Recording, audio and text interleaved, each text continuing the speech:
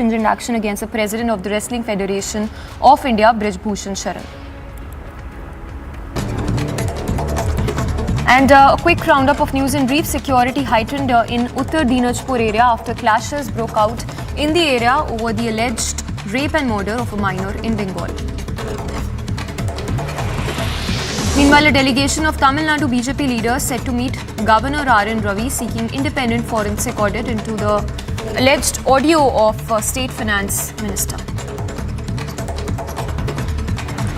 The Northern Army commander, Lieutenant General Upendra Dwivedi, met army jawan who was injured in Pooch terror attack.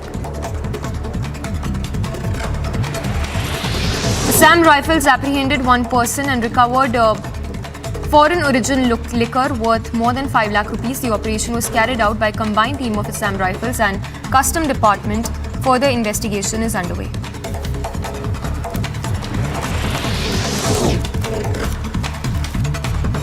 Some Indian nationals were evacuated among 66 citizens from 12 nations from the conflict at Sudan to Saudi Arabia.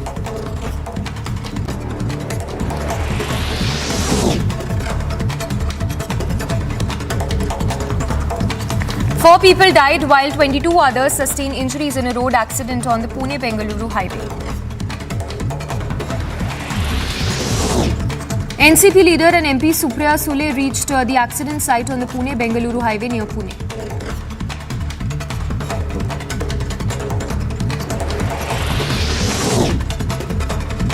Prime Minister Modi said to dedicate the Kochi water metro service to the nation next week. Police officials of Kochi held a briefing at Kochi police camp to assess the security arrangement made for Prime Minister's visit.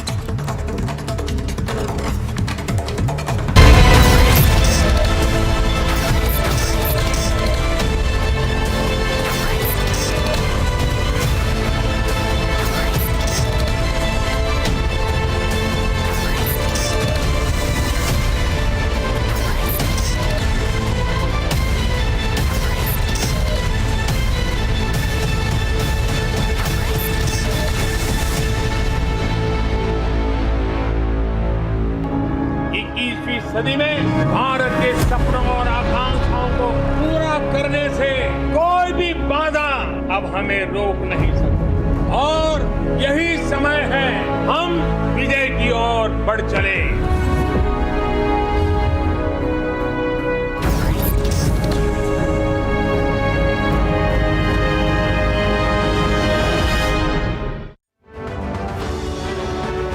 And the countdown has begun with just 2 days to go for the biggest news event. We get you a glimpse into the lineup of speakers at the Republic Summit.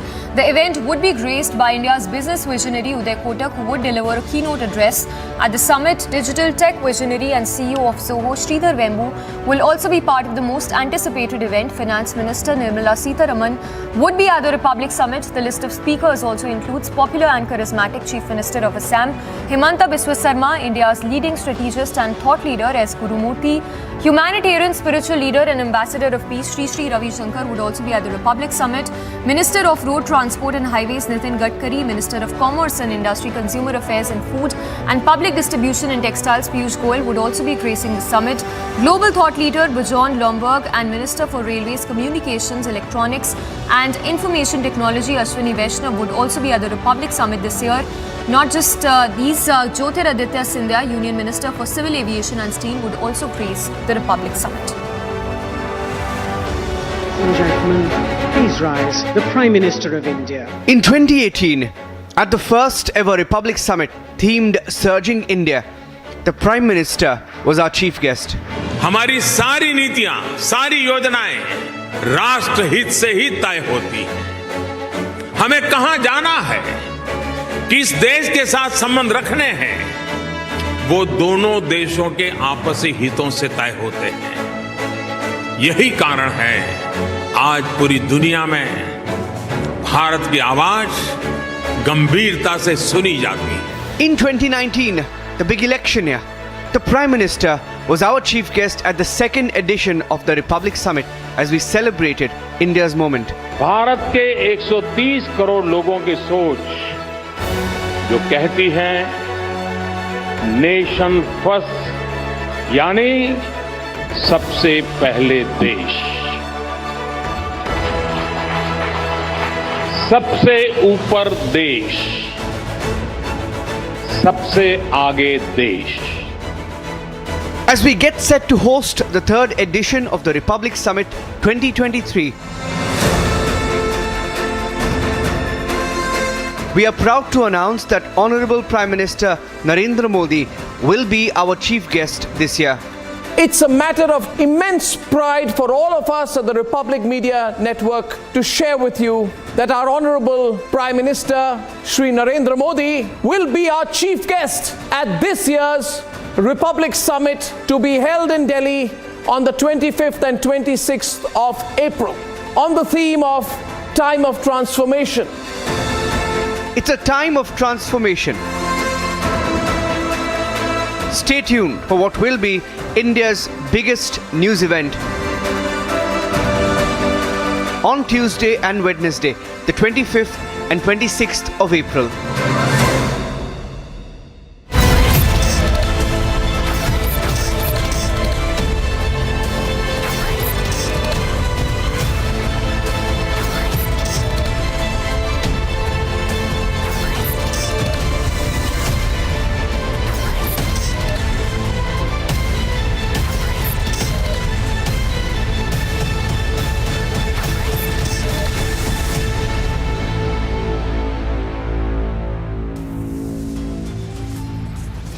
Break on the other side will get you the latest as the SAM cops serve notice to BV Srinivas as he faces harassment charge by Youth Congress leader Angita Datta.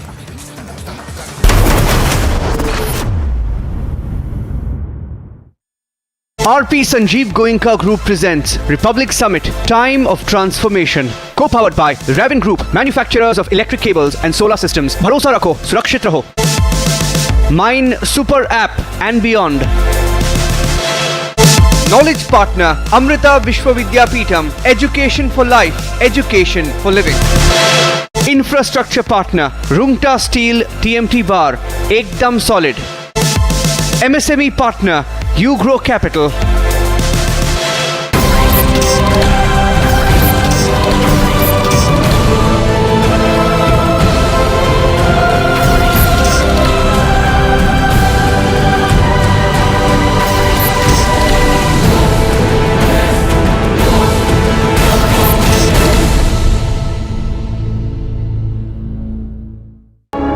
इक्कीसवीं सदी में भारत के सपनों और आकांक्षाओं को पूरा करने से कोई भी बाधा अब हमें रोक नहीं सकती और यही समय है हम विजय की ओर बढ़ चले।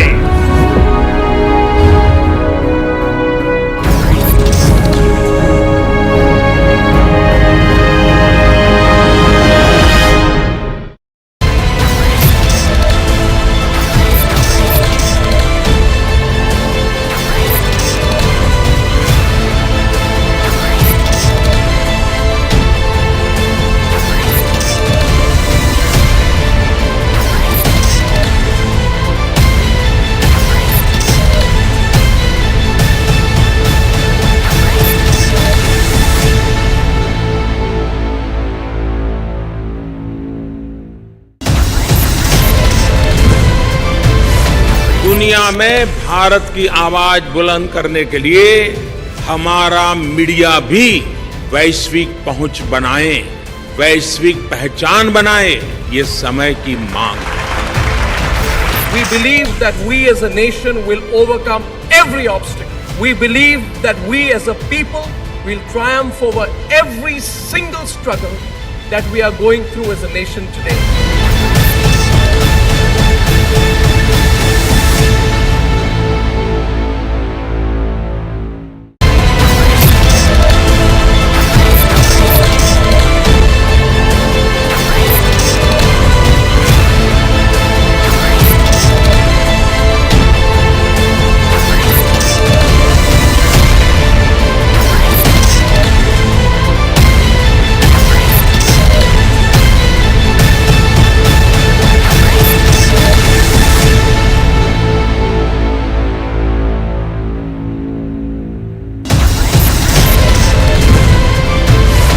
देश की जनता उलझनों में नहीं रहना चाहती, नकारात्मकता में नहीं रहना चाहती, सिर्फ और सिर्फ देश का विकास होते हुए देखना चाहिए। Respected Pradhan Mantri ji, we will work hard step by step with you to deepen our democracy and to take the great story of our great nation across the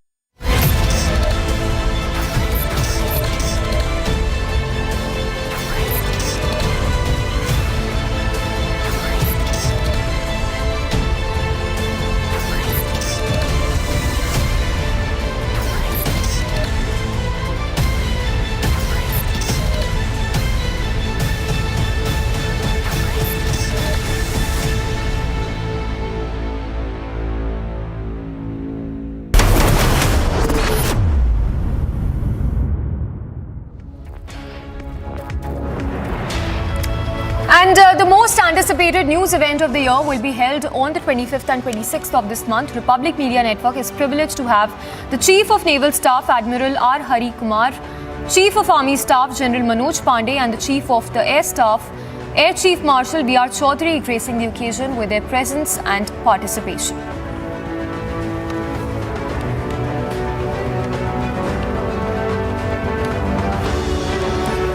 And to news from JNK, where days after 5 of our Jawans were martyred in a deadly attack on the army truck in JNK's Pooch district. Investigation into the attack is in full swing as search operations are on to nab the terrorists who have carried out this attack. Republic gets you this ground report from the actual site in Pooch.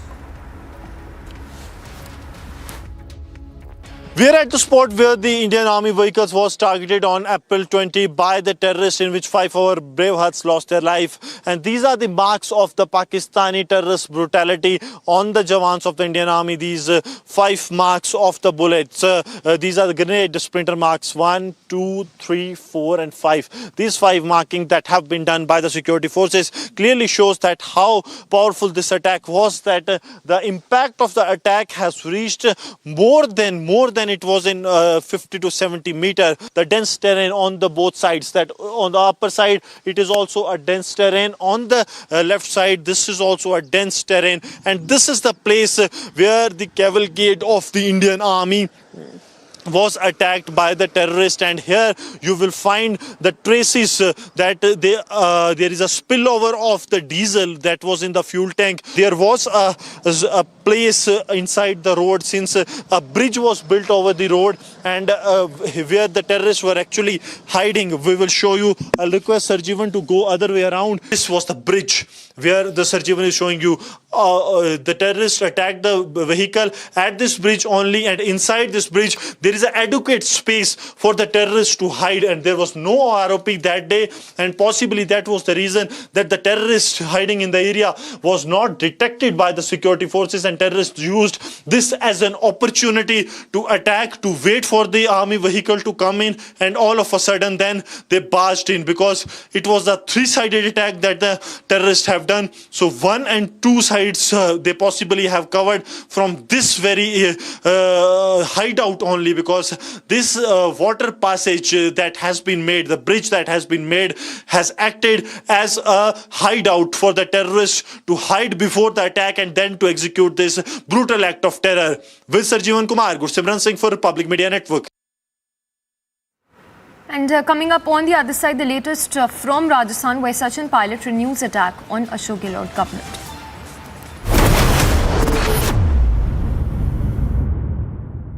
RP Sanjeev Goenka Group presents Republic Summit, Time of Transformation. Co-powered by Raven Group, manufacturers of electric cables and solar systems. Bharosa Rakho, Surakshit Raho. Mine Super App and beyond. Knowledge partner, Amrita Vishwavidyapeetham. Education for life, education for living. Infrastructure partner, Rungta Steel TMT Bar. Ekdam solid. MSME partner, You Grow Capital.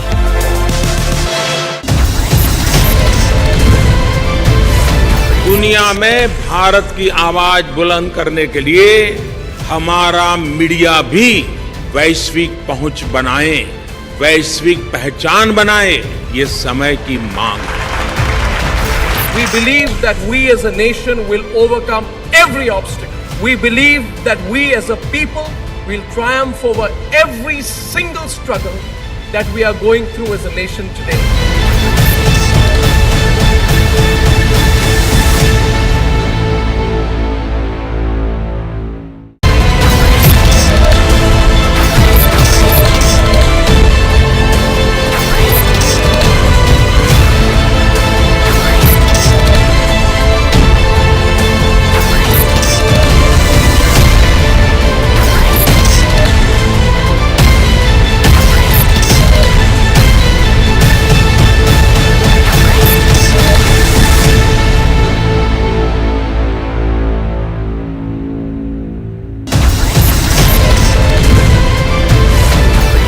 जनता उलझनों में नहीं रहना चाहती, नकारात्मकता में नहीं रहना चाहती, सिर्फ और सिर्फ देश का विकास होते हुए देखना चाहती। Respected Pradhan Mantri ji, we will work hard step by step with you to deepen our democracy and to take the great story of our great nation across the world. हमारे जितने रिपब्लिक मीडिया नेटवर्क में कर्मी हैं, उनका सिर्फ एक ही आदर्श है, nation first, राष्ट्र सर्वोपरि।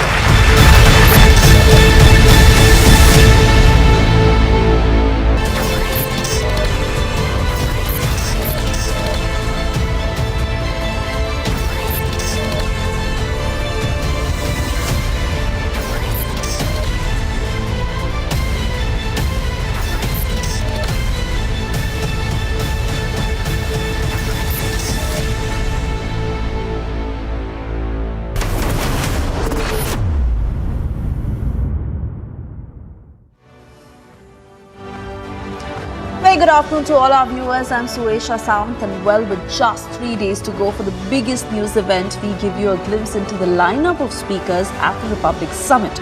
The event will be graced by India's business visionary Uday Kotak, who will deliver a keynote at the summit. Digital tech visionary and CEO of Zoho Sridhar Vembu will also be a part of the most anticipated event. Finance Minister Nirmala Sitharaman, who will be at the Republic Summit. The list of speakers also includes popular and charismatic Chief Minister of Assam Himanta Biswa Sarma, India's leading strategist and thought leader S. Gurumurthy, humanitarian spiritual leader and ambassador of peace Sri Ravi Shankar, who will also be at the Republic Summit. Minister of Road Transport and Highways Nitin Gadkari, Minister of Commerce and Industry, Consumer Affairs and Food and Public Distribution and Textiles Piyush Goyal, who will be gracing the summit, Global Thought Leader Bjorn Lomborg, and Minister for Railways, Communications, Electronics and Information Technology Ashwini Vaishnav, who will be at the Republic Summit 2023. Jyotiraditya Scindia, Union Minister for Civil Aviation and Steel, will also grace the event. So do stand by, as it is less than 3 days to go for India's biggest news event on the ground. On that note, we take a quick check of the headlines we are tracking at 4:30 this afternoon. After a hunt of 35 days, the chase has finally ended. Khalistani fugitive Amritpal Singh is now under arrest. Amritpal brought to Assam to be lodged at Dibrugarh jail with AIDS. NSA slapped against him. एक अनशन रखा था राजस्थान में, जयपुर में, मेरे ख्याल 11 तारीख को। आज 2 हफ्ते हो गए हैं, अभी तक कोई कार्रवाई हुई नहीं है।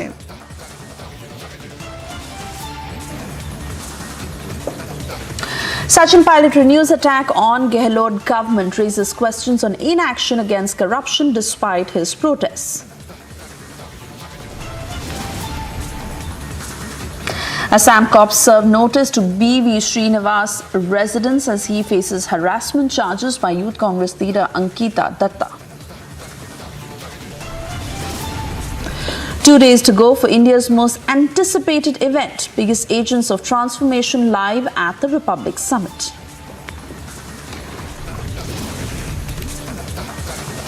From Maharashtra Chief Minister Eknath Shinde to spiritual leader Sri Ravi Shankar, catch the biggest faces live at the Republic Summit.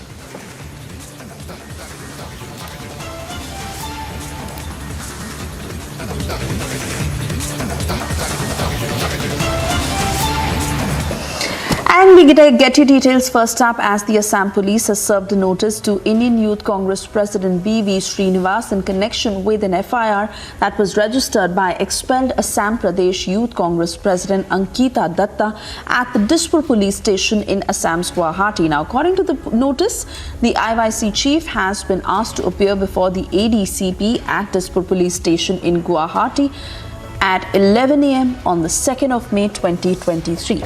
Meanwhile, we are also hearing from what the police has to say. Let's listen in. The team of Guwahati police has come here to investigate the Dispur police station case number 692/2023 under section 509, 294, 341, 352, 354, 354A4, 506 IPC, read with section 67 of IT Act. In that case, the main accused is Mr. Srinivas Bhadravati Venkata, to whose home today we came and we served a notice here. As per the FIR and the preliminary investigation, the victim, whose name we cannot disclose right now, the victim has been constantly tortured, abused and sexually abused by the accused, and as per the FIR, he has been abusing her, he has been torturing her since last almost like 6 months he is also known as per our information, he is the national president of Indian Youth Congress also, and today we came here to serve a notice as per law, but as no one was here, we have pasted the notice to his known address, and we are also sending the notice to his native place also through official channel. Yes. As per law, we have come here to serve a notice. We have given him a notice. We have given him a time to appear in front of investigation officer and to cooperate in the process of investigation. Priyanka Gandhi का ही तो नारा था, लड़की हूं मैं लड़ सकती हूं। आज उसी लड़की ने, उसी महिला ने, उसी बहन ने, उसी मातृत्व शक्ति ने जब आपके एक नेता के ऊपर जो उसको सता रहा था, उसको डरा रहा था, उसके सम्मान के साथ खेल रहा था, जब उसके ऊपर उसने सवाल उठाया है, तो आपने उस लड़की हैं, लड़ सकती हूँ, उस पूरे नारे को धत्ता बताते हुए आपने निष्कासित कर दिया। अगर ये कांग्रेस का महिलाओं के प्रति सम्मान है, तो मुझे लगता है भगवान ही कांग्रेस को बचा पाएगी। और ये बहुत हैरान करने वाली एक महिला जो नॉर्थ ईस्ट से आती है, नॉर्थ ईस्ट में हिम्मत करके युवा कांग्रेस की अध्यक्ष बनती है, अपने पैरों पे खड़ी होती है, कांग्रेस को खड़ा करती है, और आज उसको निष्कासन देखना पड़ता है। तो महिलाओं की बात करने वाली कांग्रेस पार्टी आज महिलाओं को कहां ले जाके खड़ा कर रही है, ये कांग्रेस खुद बताए लोगों के बीच में, नहीं तो जनता फिर सबक सिखाएगी। And Sachin Pilot continues his relentless attack on the Gehlot government. Pilot has slammed Gehlot government, saying that the government has not taken any action despite him raising the issue for over 2 weeks now and demanding action against corruption. Listen in to that statement.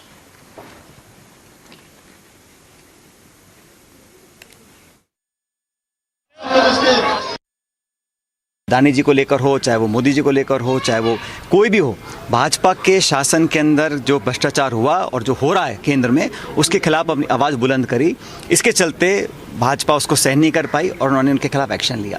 और मैं समझता हूँ कि हम सब लोग अगर भाजपा की करप्शन की बात करते हैं, या मैं राजस्थान में वसुंधरा जी की सरकार में जो करप्शन के मामले उठे, जिसको हमने सामूहिक रूप से उठाया था, उन मुद्दों को उठाते हैं और कहते हैं कि उस पर कार्रवाई होनी चाहिए, मैं तो समझता हूँ ये पार्टी के हित की बात है। और मैंने अध्यक्ष रहते हुए और सम्मानीय गहलोत साहब जो समय महासचिव थे, हम सब ने कई बार ऑन रिकॉर्ड इन बातों को कहा है कि वसुंधरा जी की सरकार में भू माफिया, शराब माफिया, बजरी माफिया, खान माफिया, तरह तरह के माफिया पनपे थे। और आज अगर कोई कह दे कि कोर्ट कचहरी का बहाना लेकर उन वादों को पूरा नहीं करे, हमने मांग करी थी सीबीआई की जांच की, हम लोग गए ज्ञापन लेकर राष्ट्रपति जी के पास, राजस्थान के गवर्नर के पास, कि एक न्यायपूर्वक कार्रवाई हो, निष्पक्ष जांच हो, और अगर किसी ने गलती की है तो उसकी सज़ा मिलनी चाहिए अगर तथ्य सामने आते हैं जांच के बाद।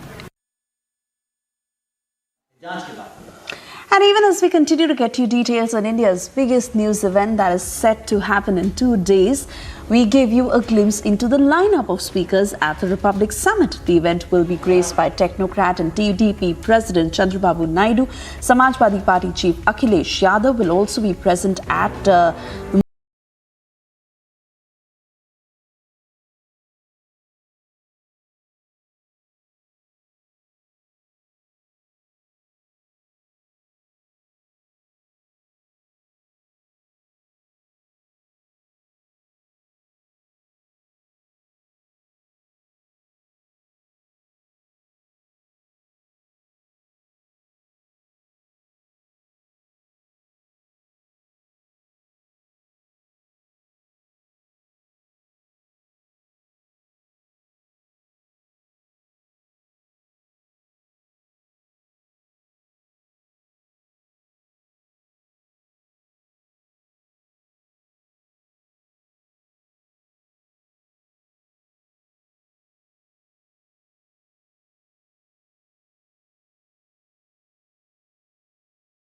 At the first ever Republic Summit themed Surging India, the Prime Minister was our chief guest.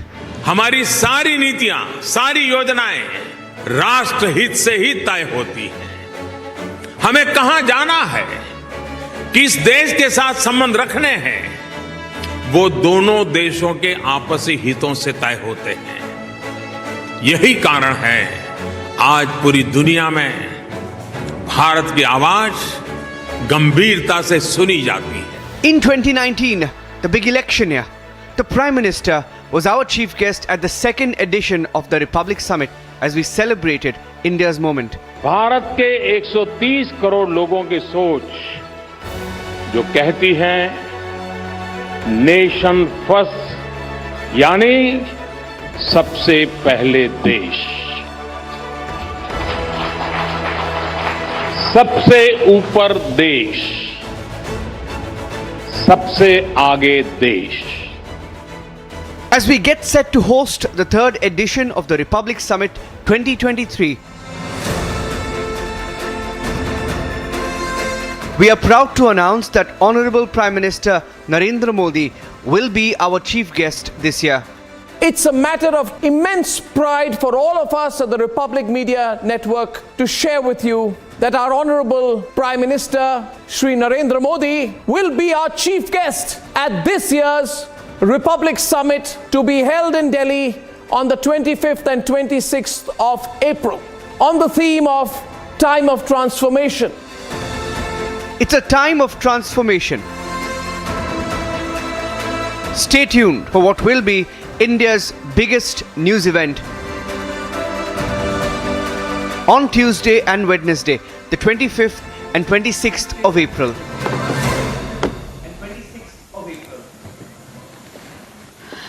Moving on, a day after a minor girl was allegedly raped and murdered by unidentified miscreants at Kaliaganj in Uttar Dinajpur district of West Bengal, NCPCR chairperson Priyank Kanungu had visited Dinajpur and met with the family of the victims. Let's listen in to what he had to say.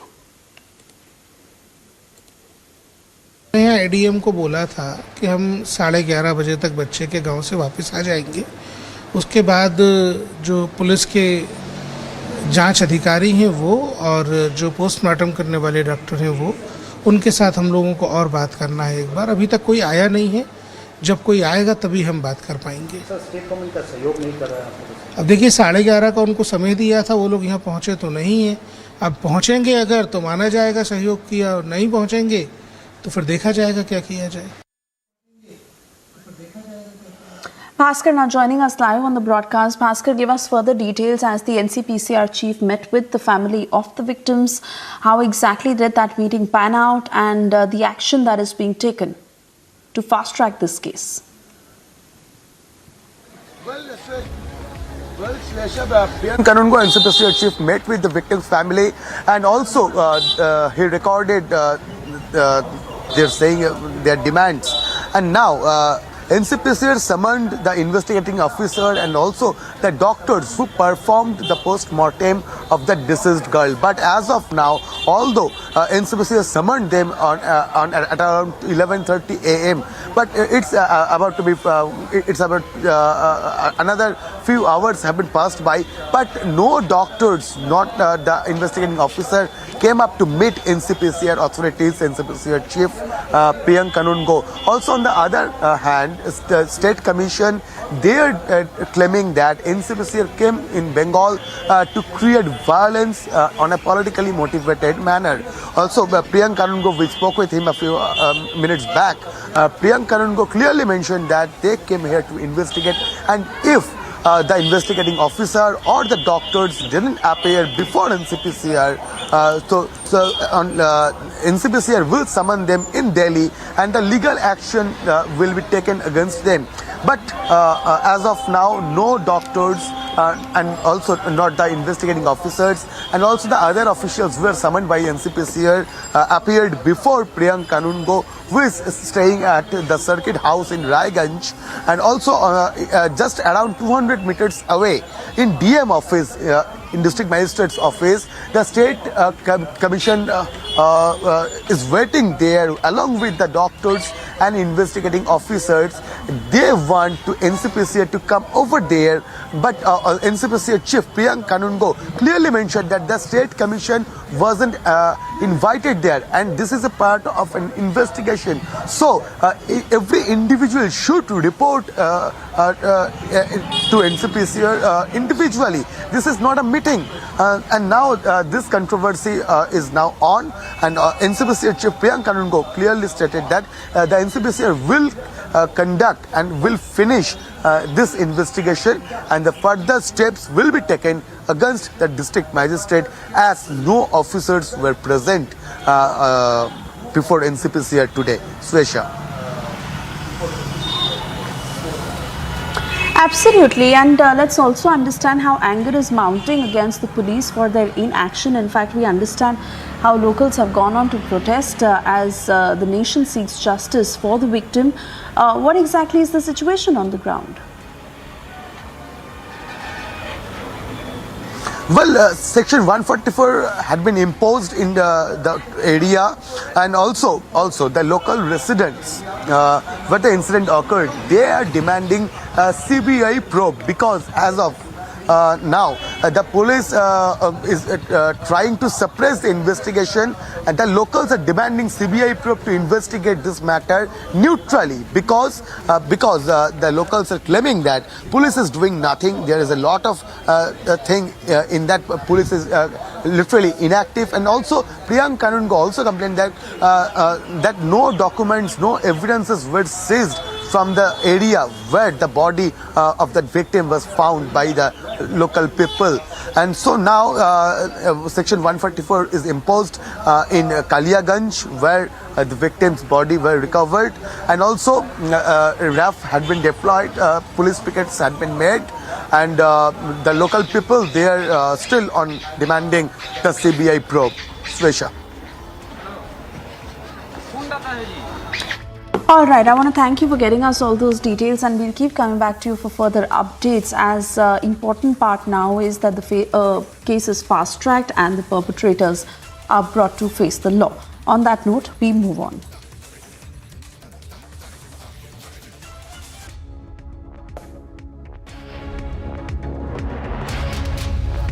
And once again, a sneak peek into the most anticipated news event of the year, as it is set to take place in 3 days now. Republic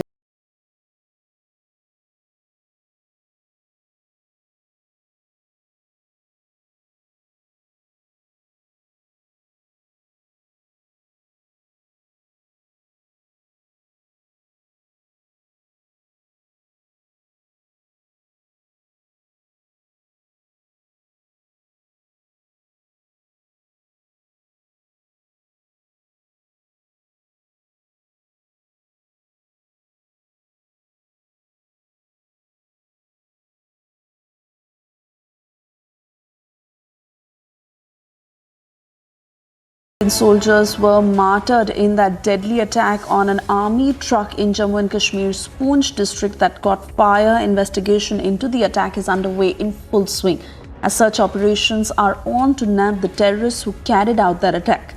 Republic is getting you a report from the actual site where the incident happened, and now the investigation is underway in Poonch.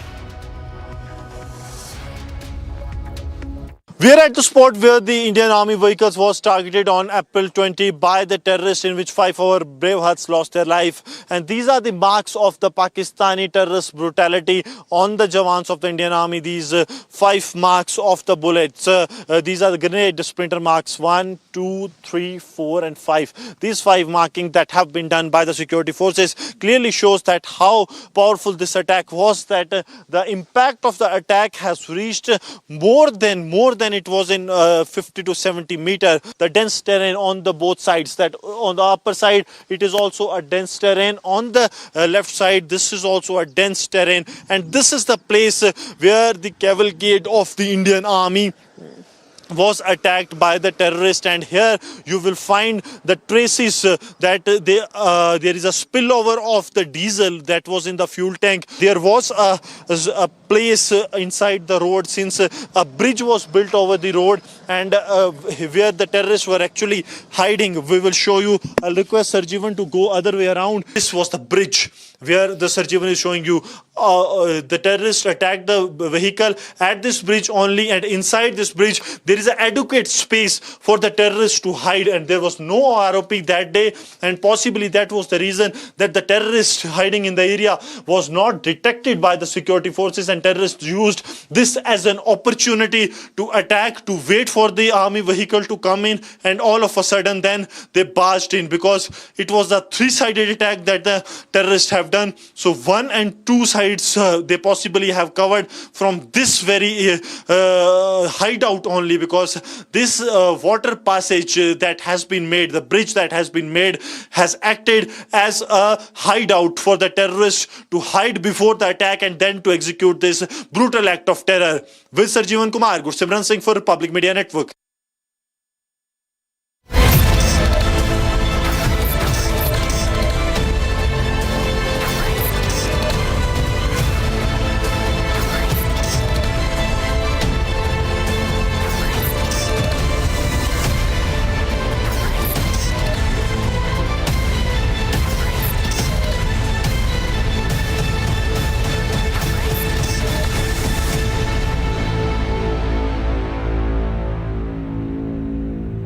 सदी में भारत के सपनों और आकांक्षाओं को पूरा करने से कोई भी बाधा अब हमें रोक नहीं सकती, और यही समय है हम विजय की ओर बढ़ चले।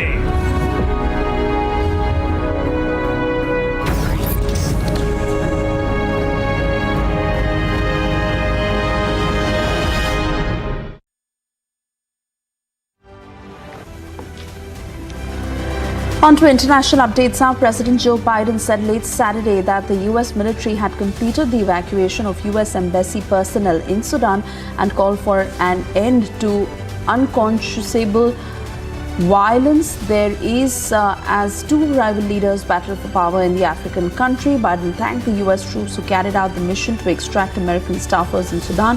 With the evacuation, Washington shuttered the U.S. mission in Khartoum indefinitely. Deputy Chief of Staff for the Sudanese Armed Forces, General Hamad, said that a proposed truce in the fighting was broken before it had started, leaving Khartoum engulfed in battles between the Sudanese army led by Army Chief General. A man died and another person was injured after a building was hit as shells fell in the Sudanese city of Omdurman. Millions of Sudanese who have been trapped in their homes since the violence erupted between forces loyal to the country's top two generals. Ukrainian President Zelensky announced new sanctions against hundreds of companies who he said invest in and support Russian aggression. Zelensky said 322 companies which manufactured military items for the Russian army, such as weapons and components, have been added to that sanction list.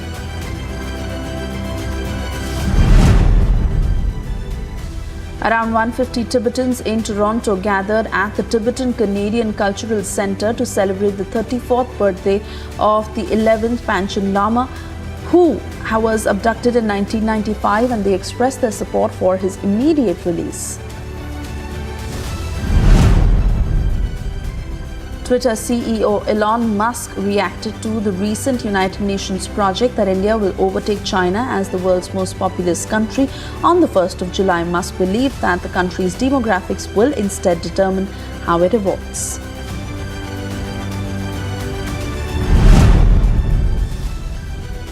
Tens of thousands of protesters flocked to Tel Aviv and cities across Israel to vent their opposition to Prime Minister Benjamin Netanyahu's far-right government and its divisive plan to overhaul the country's judicial system. The mass protest, which has raged weekly since the start of the year, comes just ahead of Israel's landmark 75th anniversary celebration.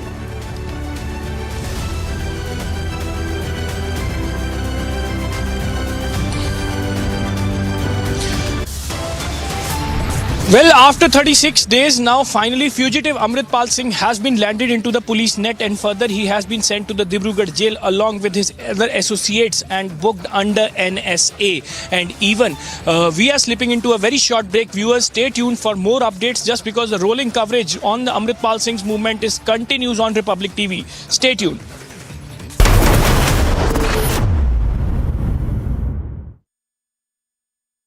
RP Sanjeev Goenka Group presents Republic Summit, Time of Transformation. Co-powered by Raven Group, manufacturers of electric cables and solar systems. Bharosa Rakho, Surakshit Raho.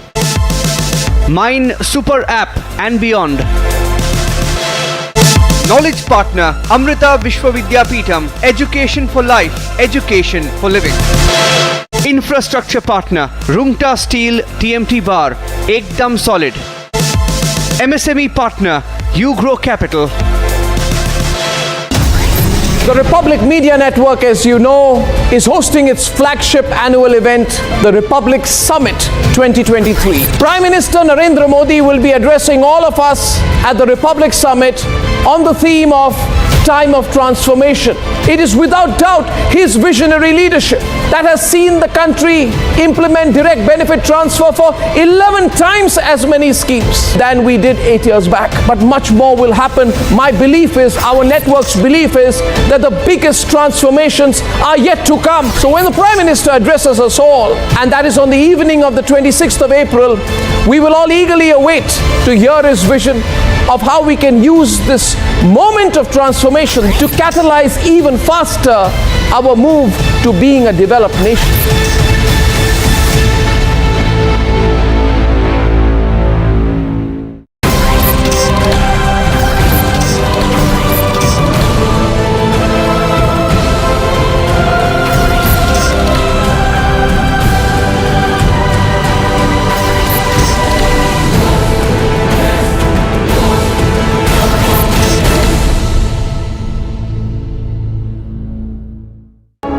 इक्कीसवीं सदी में भारत के सपनों और आकांक्षाओं को पूरा करने से कोई भी बाधा अब हमें रोक नहीं सकती, और यही समय है हम विजय की ओर बढ़ चले।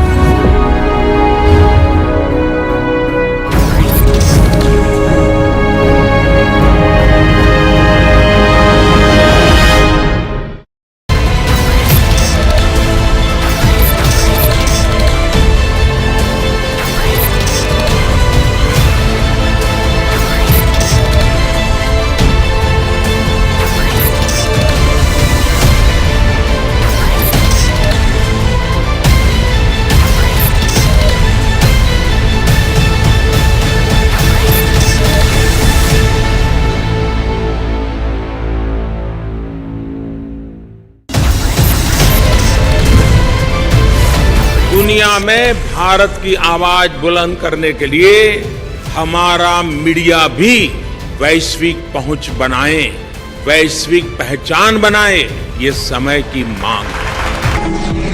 World leaders have promised everything to everyone in the so-called Sustainable Development Goals. Not surprisingly, the world and all the G20 countries are vastly off track to deliver. Even India won't deliver everything, but India has improved faster than any other G20 nation from 2015 to 19.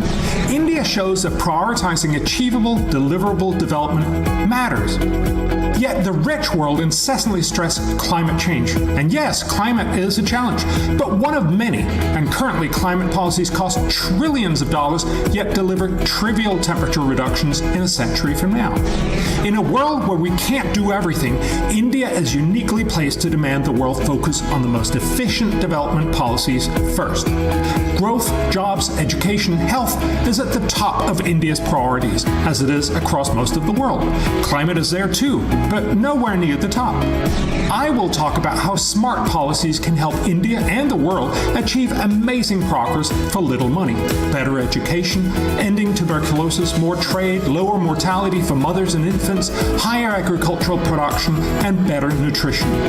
Chairing the G20, India can help all of us focus on the smartest solutions for the challenges faced by the Global South. I'll challenge popular opinion at India's biggest news event, the Republic Summit, which is by far India's most high-profile event. I'll see you there.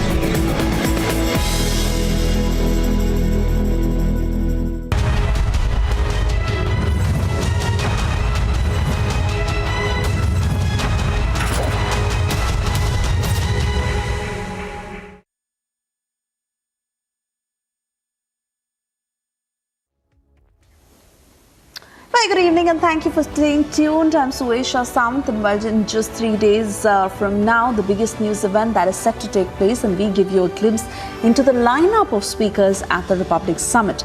The event will be graced by India's business visionary Uday Kotak, who will deliver a keynote at the summit.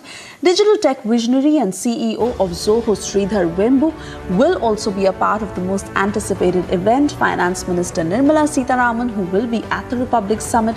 The list of speakers also includes popular and charismatic Chief Minister of Assam, Himanta Biswa Sarma, India's leading strategist and thought leader S. Guru Murthy, humanitarian spiritual leader and ambassador of peace, Sri Ravi Shankar, who will also be present at the Republic Summit. Minister of Road Transport and Highways, Nitin Gadkari, Minister of Commerce and Industry, Consumer Affairs and Food and Public Distribution and Textiles, Piyush Goyal, who will be gracing the summit, global thought leader Bjorn Lomborg, and Minister for Railways, Communications, Electronics and Information Technology, Ashwini Vaishnav, who will be at the Republic Summit 2023. Jyotiraditya Scindia, Union Minister for Civil Aviation and Steel, will also grace the event. On that note, we begin with the headlines we are tracking at 5 p.m. this evening, as after a hunt of 35 days, the chase finally ended. Khalistani fugitive Amritpal Singh stands arrested.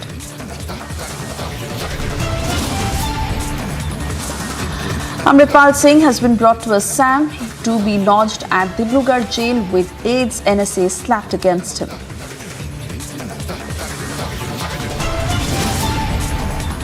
Concern रखा था राजस्थान में जयपुर में मेरे ख्याल 11 तारीख को।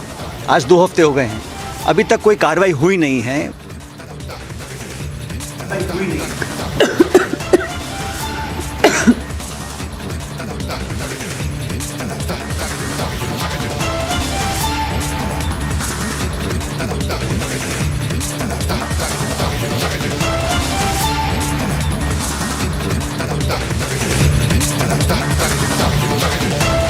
मैंने एक कंसर्न रखा था राजस्थान में जयपुर में मेरे ख्याल 11 तारीख को। आज 2 हफ्ते हो गए हैं, अभी तक कोई कार्रवाई हुई नहीं है।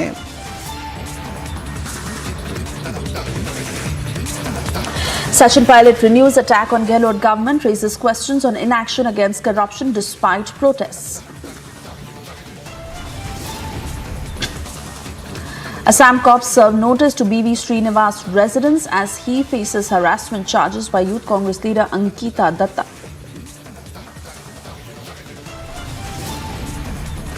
2 days to go for India's most anticipated event, biggest agents of transformation live at the Republic Summit. From Maharashtra Chief Minister Eknath Shinde to spiritual leader Sri Ravi Shankar, catch the biggest faces live at the Republic Summit.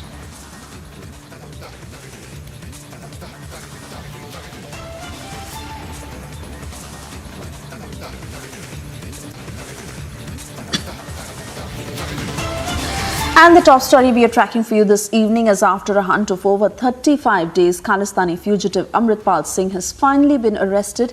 That happened in Punjab's Moga, where he surrendered. The Khalistani fugitive, who was arrested under NSA, that is National Security Act. The arrest was done by combined efforts of the Punjab Police and National Intelligence. Later, he was taken to Assam's Dibrugarh. And Republic has also accessed the first pictures of Amritpal Singh being brought to Dibrugarh jail.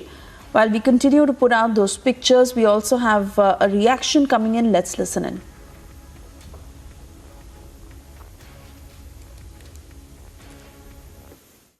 Under relentless pressure by Punjab Police from last 35 days, and all the wings of Punjab Police, they have worked in coordination for this special operation. I would just like to explain that NSA warrants were issued against Amritpal Singh, and NSA warrants have been executed today morning. Further, law will take its own course in this case. People in Punjab, they have maintained peace and harmony, and Punjab Police and especially Punjab government is thankful to the people of Punjab for maintaining communal peace, communal harmony during this period. Punjab Police is committed to maintain law and order in the state of Punjab. Any mischievous element spreading any type of rumor, they are warned to be careful and strict action would be taken against them. Any such rumor, any such mischief will not be tolerated by Punjab police. Amritpal Singh has been arrested by Punjab police at around 6:45 a.m. today morning in village Rode. He was absconding from last about more than 1 month. Special operation was launched. A joint operation was conducted by Amritsar police and intelligence wing of Punjab police. He was located in village Rode based on operational inputs by Punjab police, and he was surrounded from all sides. The village was surrounded by Punjab police. Since he was inside a Gurdwara Sahib, so to maintain sanctity of Gurdwara Sahib is supreme for everyone. So to maintain sanctity, the police did not enter the Gurdwara Sahib, and since he knew that he had no way to escape now, he was surrounded by Punjab police from all sides. The village was surrounded by Punjab police. So he was arrested at around 6:45. He has been taken to Dibrugarh under NSA, and further the law will take its own course. We are thankful to people of Punjab for maintaining peace and harmony during this entire episode. My colleagues Amandeep and Piyush now joining us on the broadcast. Amandeep, if I could come to you first, because important here to understand that Amritpal Singh will now be lodged in Dibrugarh, and he's already been taken to Assam.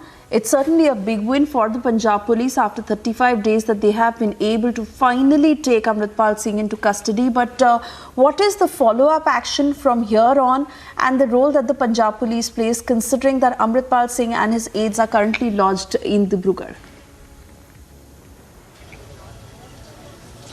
So you rightly mentioned, Suesha, that the arrest of Amritpal Singh by the Punjab police and also the national intelligence is a big achievement for Punjab police.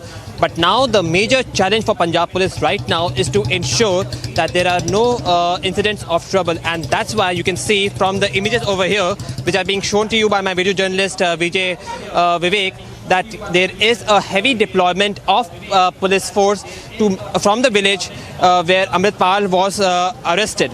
Now, right now, what we've been also told is that Amritpal has been taken to Dibrugarh jail and has been produced over there. But over here, the situation in Punjab and also from the village where Amritpal was arrested so far is quite calm. It's quite easy. But again, as you can see from the visuals that are being presented to you by my video journalist, that there is also a heavy deployment of police officials just to ensure that the peace prevails, the peace remains. So far, it's been a big achievement for the Punjab police that they have been able to maintain peace and calm in the city, because following the arrest of Amritpal tried to make this arrest also symbolic by saying that he was getting arrested from the village, which is also the native village of Jarnail Singh Bhandrawale. So he wanted to make sure that this arrest was symbolic. However, did he achieve that claim? As of now, it seems that Punjab police has been able to hamper this progress which Amritpal wanted to achieve. Back to the studio.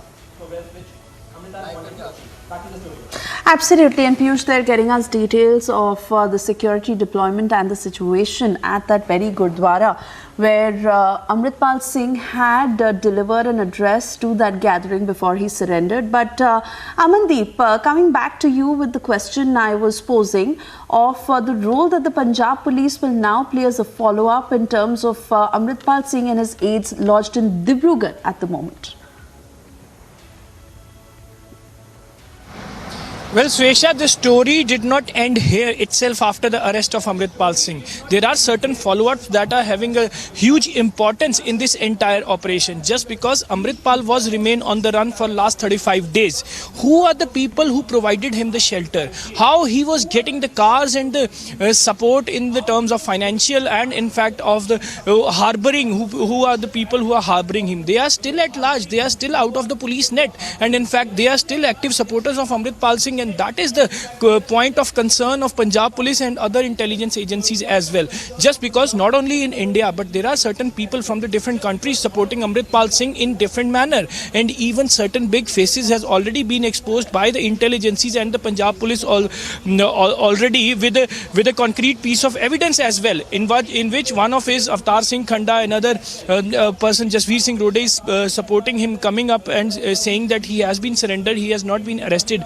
Today in the morning, and Jasveer Singh Rode is the nephew of Jarnail Singh Bhindranwala, and in fact from his native village, from where he has started. The point is, from where he has started his journey as a chief of Waris Punjab Day, and in fact same Gurdwara, same location, same village, he has given his arrest, and police has taken his custody from same very much point. And in fact now the police investigation is dragging to the other angles to expose the nexus and the network of Waris Punjab Day and Amritpal Singh. Who are the people, how they are getting the back of Pakistan ISI, how they are getting the funds, and in fact how they are getting their scripted operations to carry out on the ground of Punjab. So this is the matter of investigation, but the priority of Punjab police was that to take safely Amritpal Singh in Dibrugarh jail and complete his all documentation, just because a very strong dossier that has been handed over to Assam Jail Department before sending him inside the Dibrugarh jail, and in fact that dossier mentions each and every case against Amritpal Singh and why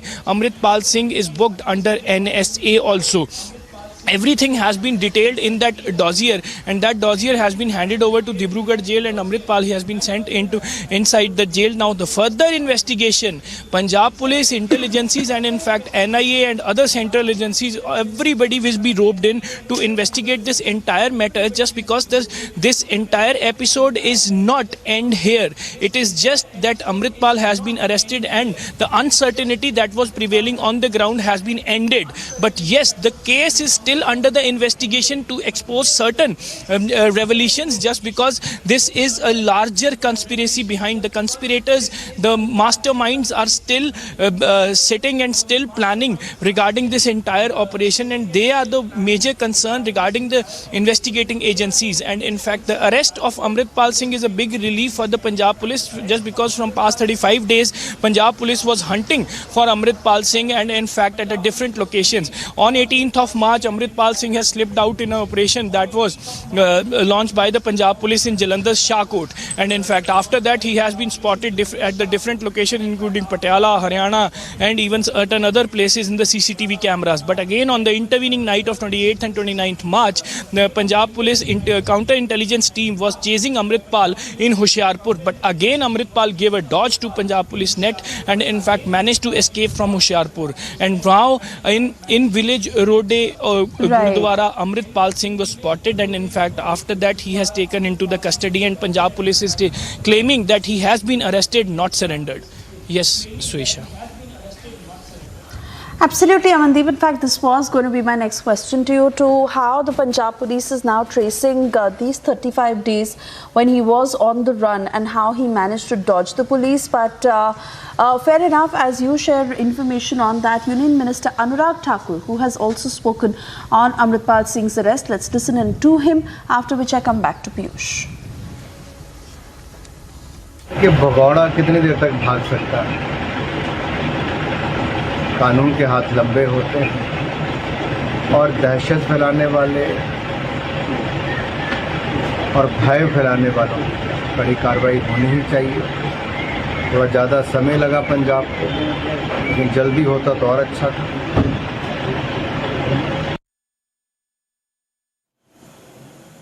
Piyush, I want to come back to you because the intent of the Modi government against people like Amritpal Singh is very, very clear, but really on the kind of action that will now be taken against him and his aides, while we'll come back to that, the focus also is to ensure that law and order is maintained in Punjab. You're currently speaking to us from outside that Gurdwara where he surrendered, and extremely important of the kind of reactions that are coming in on the ground and how the locals are really responding to this news of Amritpal Singh's arrest. Take us through the details.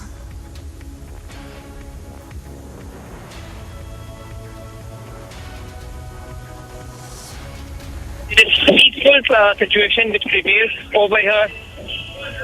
This peaceful situation prevails over here, not only in the village where...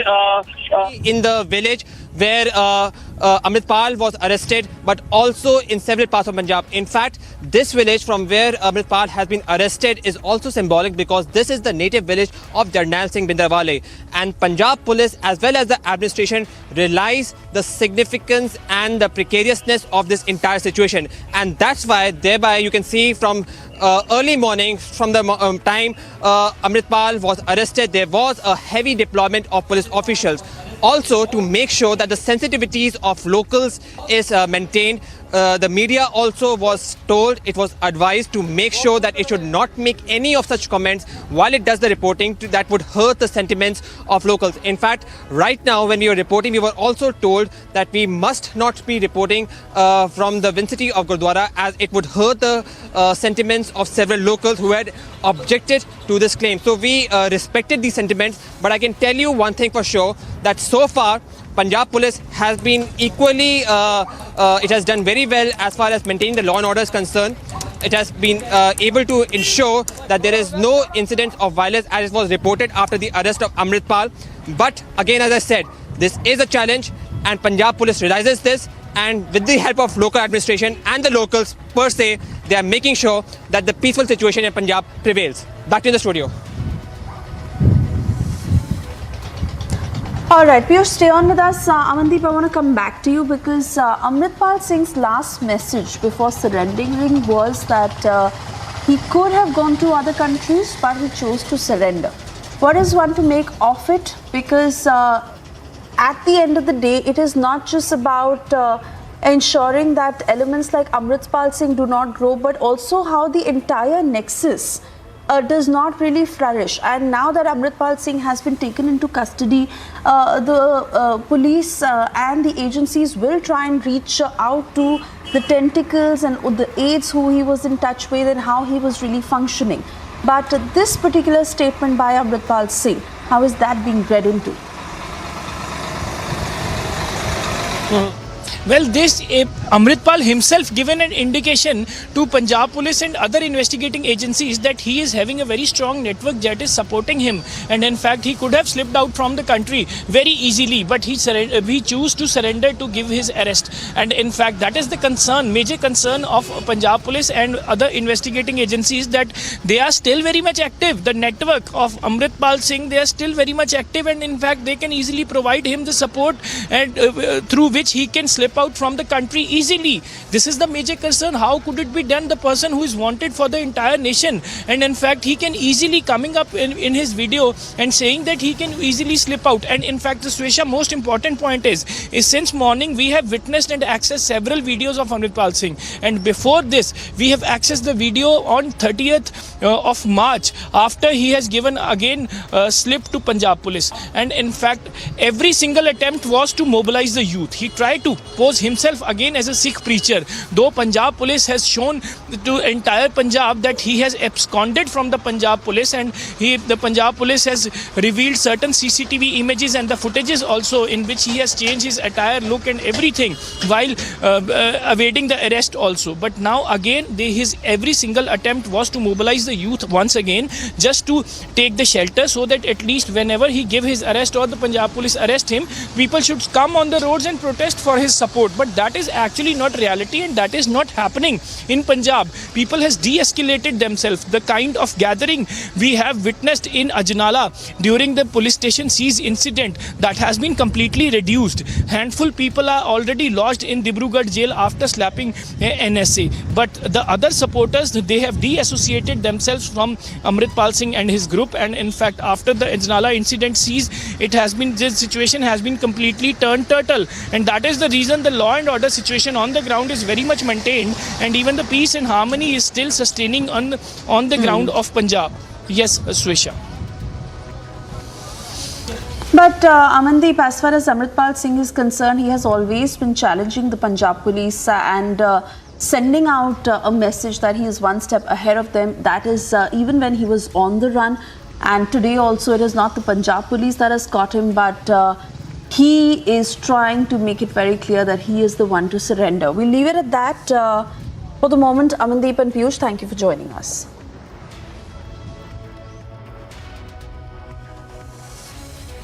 And yes, as we keep telling you about the Republic Summit that is set to happen in just 3 days from now, it is the biggest news event on the ground. We give you a glimpse into the lineup of speakers at the Republic Summit. The event will be graced by India's businessman visionary Uday Kotak, who will deliver a keynote at the summit. Digital tech visionary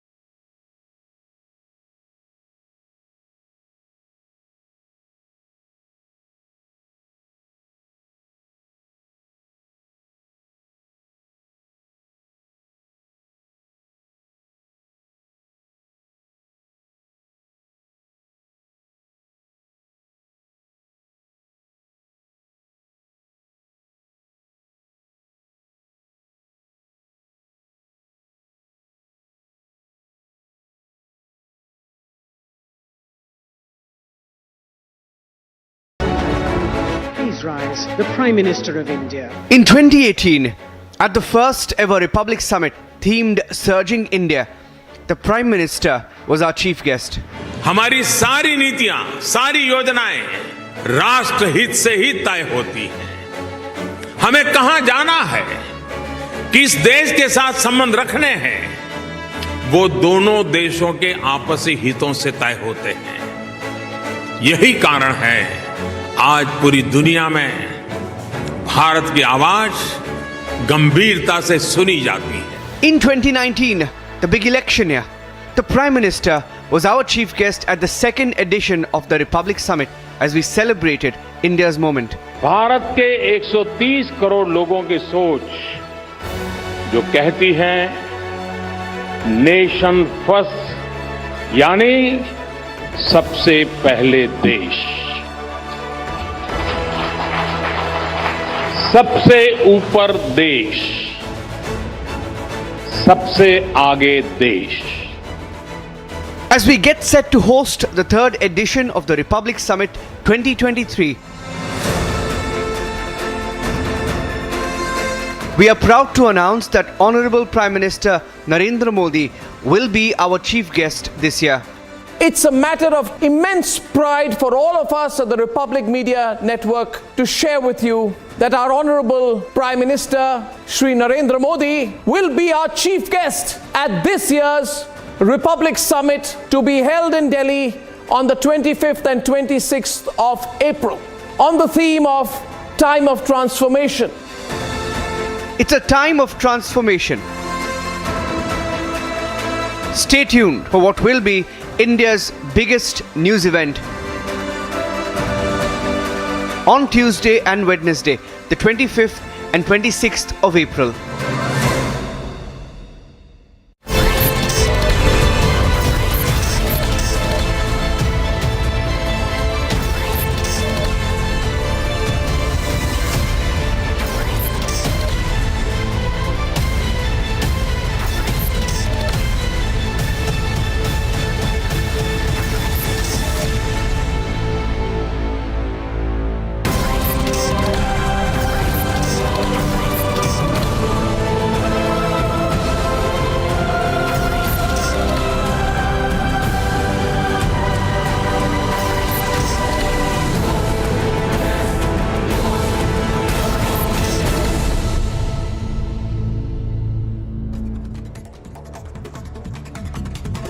And we take a quick check of the top stories making news this evening as wrestlers held a massive protest against former WFI President Brij Bhushan today.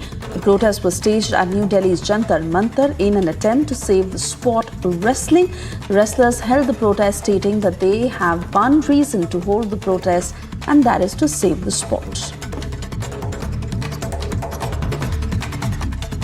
आप लोग सब देख रहे हो sports में क्या चल रहा है, वो काम चला रहे हैं, हम बैठे हैं, हम गवर्नमेंट ने तो मना कर दिया था कि आप वो नहीं चला सकते, लेकिन आप तो देख रहे हो ना, अभी नेशनल हुआ है, देख लो आप, रैंकिंग हुआ है, कौन चला रहे थे, कौन थे, वो तो सब सारे देश के सामने ही है चीजें, कौन चला रहा है, कौन नहीं चला रहा। पुलिस क्या कह रही है बृजभूषण जी के खिलाफ, क्यों नहीं एफआईआर? हमें क्या पता जी, पावर की कमी है जी हमारे पास में, हमारे पास पावर नहीं है। देश की जनता की पावर है हमारे पास में, तो सच्चाई की पावर है, वो शायद इनफ नहीं है हमारे लिए। DCW chairperson Swati Maliwal sent a legal notice to the Delhi police. DCW chief in that notice said that how several women wrestlers had been harassed by the WFI president Brij Bhushan, and in spite of that, the Delhi police has not filed any FIR against the WFI president. DCW chairperson further added that the Delhi police needs to send a reply regarding the same within the next 48 hours.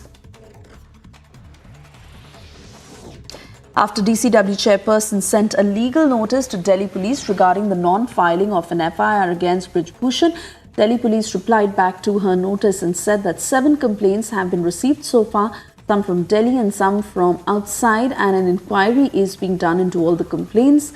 Also, further adding that an FIR will be registered after concrete evidence comes to light. Union Home Minister Amit Shah is on a visit to Telangana. He will be holding a public rally in Telangana's Chevala district in the evening. The rally will be a part of Vijay Sankalp Sabha in Telangana.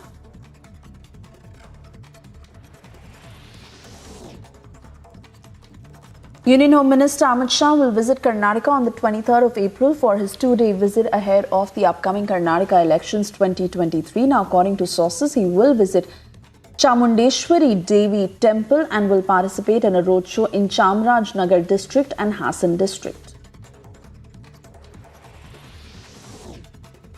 Enraged over the rape and murder of a minor girl and the way the police appeared to be dragging the dead body of that victim on the road in West Bengal's North Dinajpur, NCPCR Chief Priyanka Nangu said that they had met with the victim's family members and the villagers have considered all their statements. They will verify all the facts with the police and the doctor.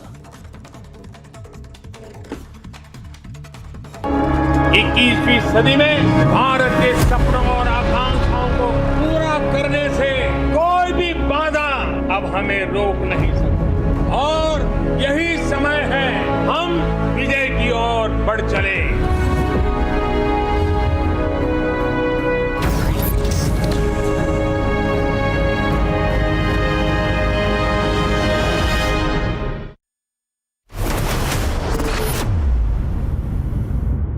RP Sanjeev Goenka Group presents Republic Summit, Time of Transformation. Co-powered by Raven Group, manufacturers of electric cables and solar systems. Bharosa rakho, surakshit raho.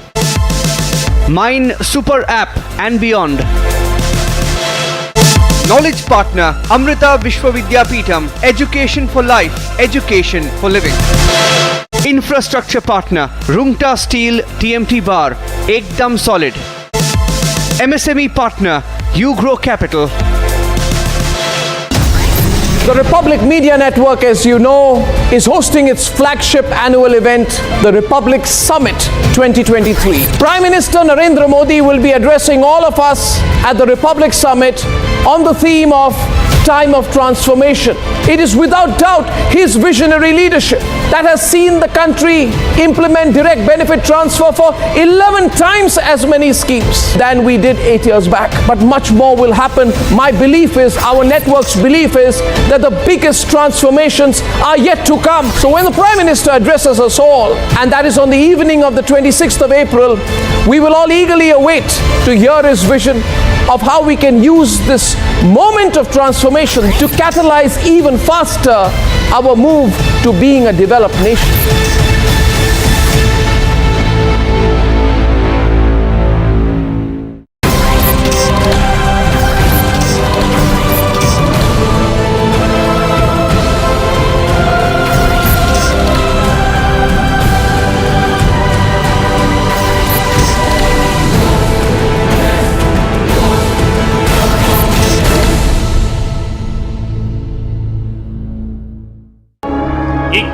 सदी में भारत के सपनों और आकांक्षाओं को पूरा करने से कोई भी बाधा अब हमें रोक नहीं सकती, और यही समय है हम विजय की ओर बढ़ चले।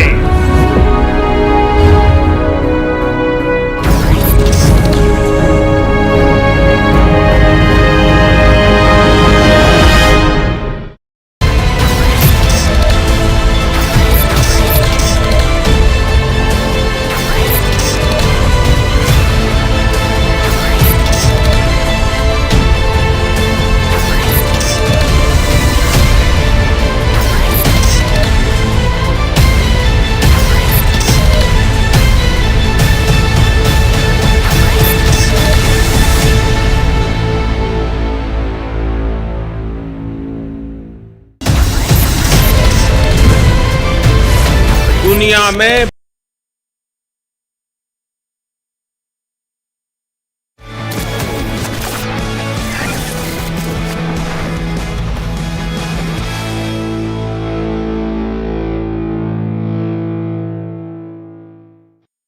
Hello and welcome to the Amrita School of Biotechnology presents Excellence Simplified in association with Republic TV.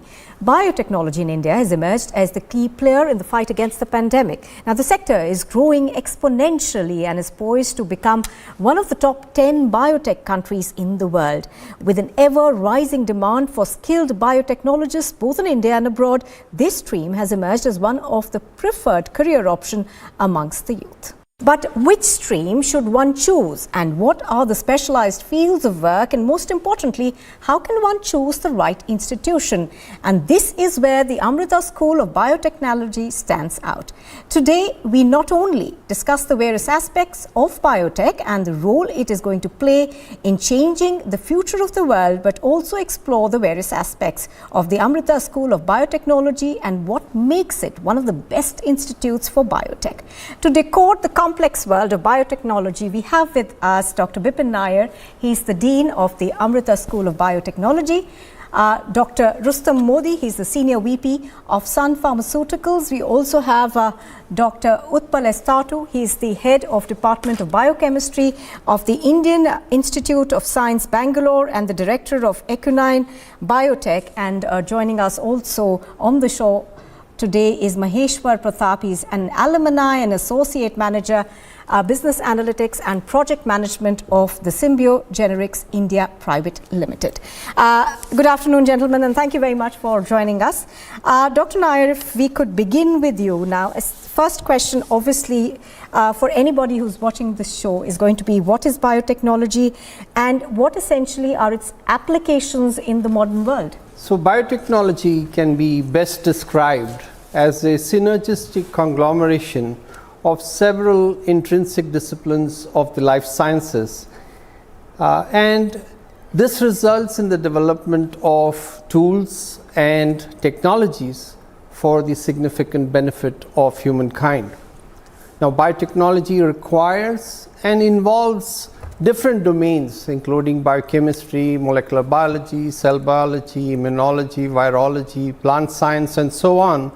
And if you look at applications generated from expertise in biotechnology, wide range of applications, predominantly in the area of pharmaceuticals, where drug discovery and development is very dependent on expertise in biotechnology.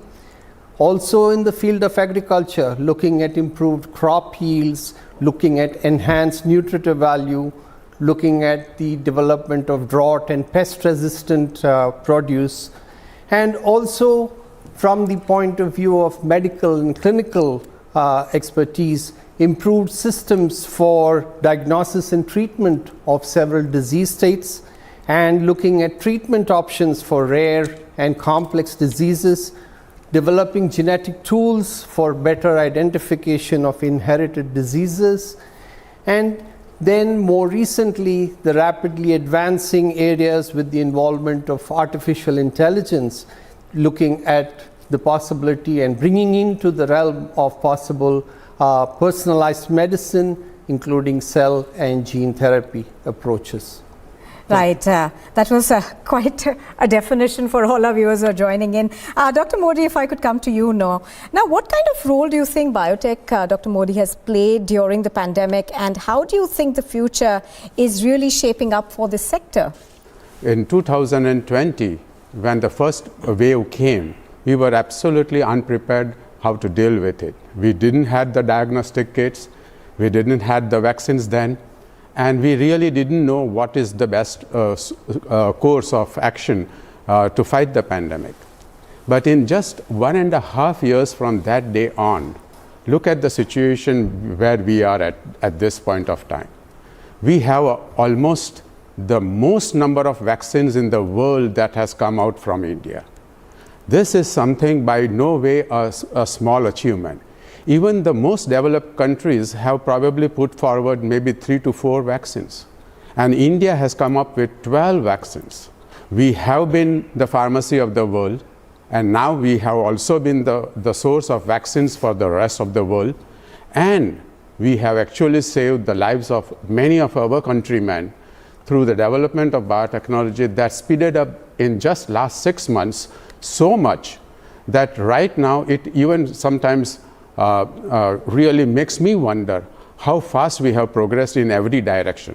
So this is where biotechnology is, and I'm sure students would understand that the future for India definitely lies with developments of newer products, newer vaccines, and newer biotechnology-based products that can possibly have a ramification in terms of saving essential lives, or even treatment of chronic disorders, and also maybe therapeutics that are required for the country at a much lower kind of affordable price, and also at a very, I would say, in a very novel way.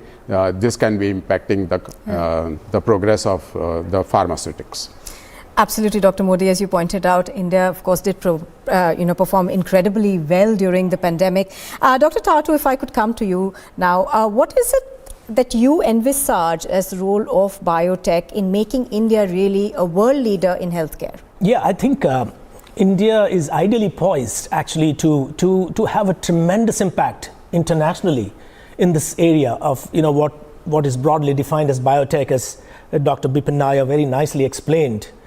On the one hand, we have wonderful institutions, like Amrita University, for example, and then other research institutions which have trained fantastic manpower, fantastic set of students who are now ready to take on problems related to biotechnology, which include human health, animal health, environment, and whatnot, I think.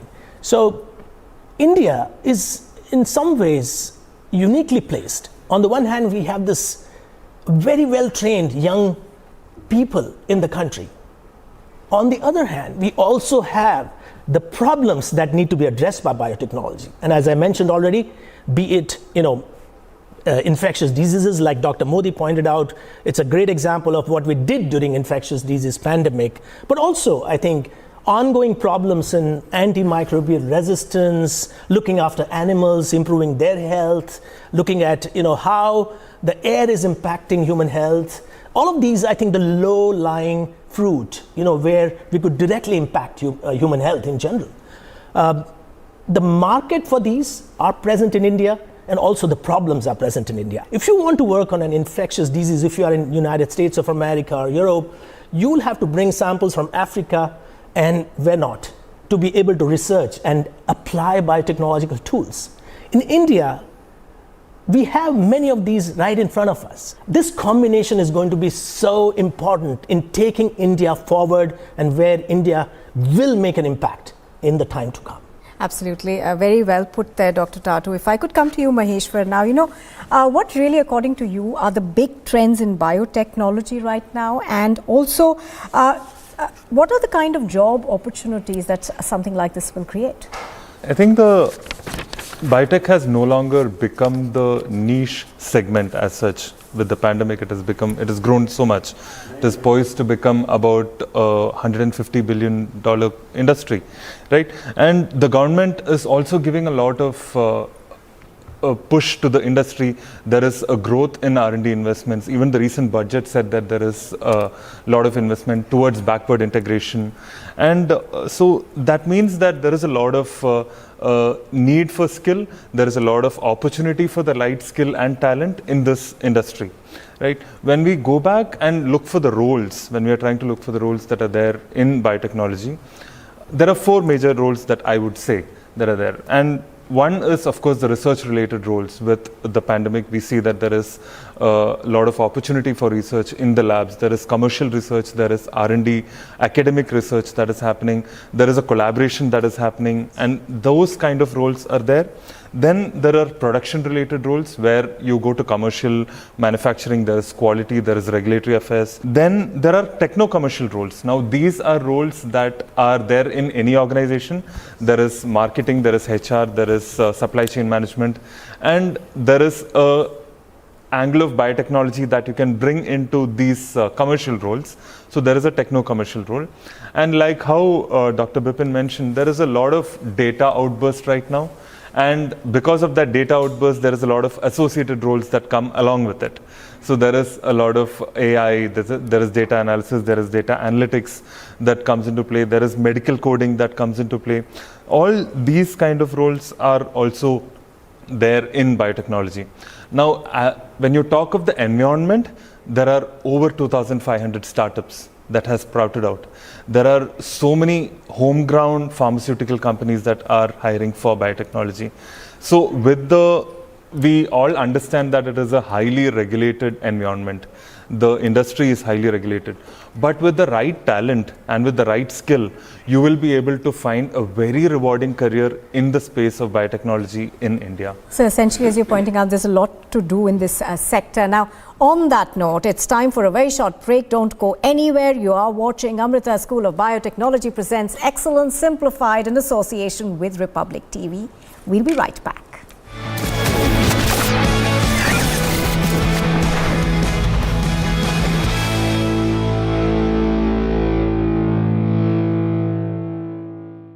RP Sanjeev Goenka Group presents Republic Summit, Time of Transformation. Co-powered by Raven Group, manufacturers of electric cables and solar systems. Bharosa rakho, surakshit raho. Mine Super App and beyond. Knowledge partner, Amrita Vishwa Vidyapeetham. Education for life, education for living. Infrastructure partner, Rungta Steel TMT Bar. Ekdam solid. MSME partner, You Grow Capital.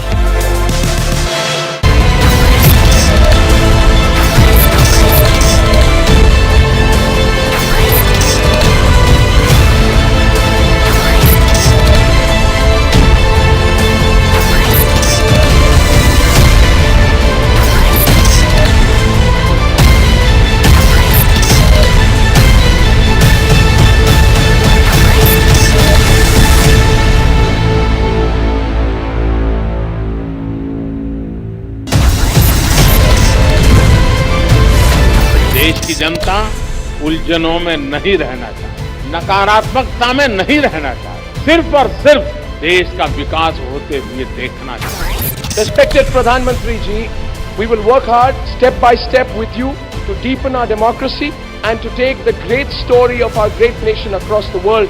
हमारे जितने Republic media network में कर्मी हैं, उनका सिर्फ एक ही आदर्श है, nation first, राष्ट्र सर्वोपरि।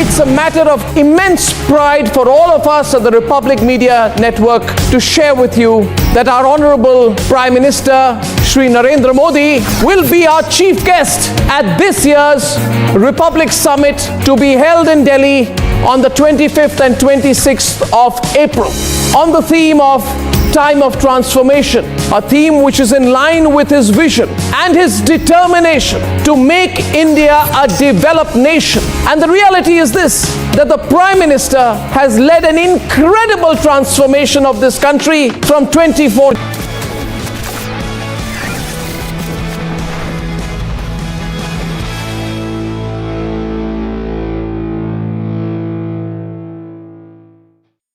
Welcome back to this special series called the Amrita School of Biotechnology presents Excellence Simplified in association with Republic TV. Now, going across straight to Dr. Nair. Dr. Nair, now, how does Amrita Vishwa Vidyapeetham provide industry exposure really to biotech students? Because that's extremely important, isn't it? So what we believe is that for rapid progression of the career in biotechnology, the fundamental requirement is an interdisciplinary, hands-on science curriculum and along with that a real world work experience that provides the students with that kind of a development goal.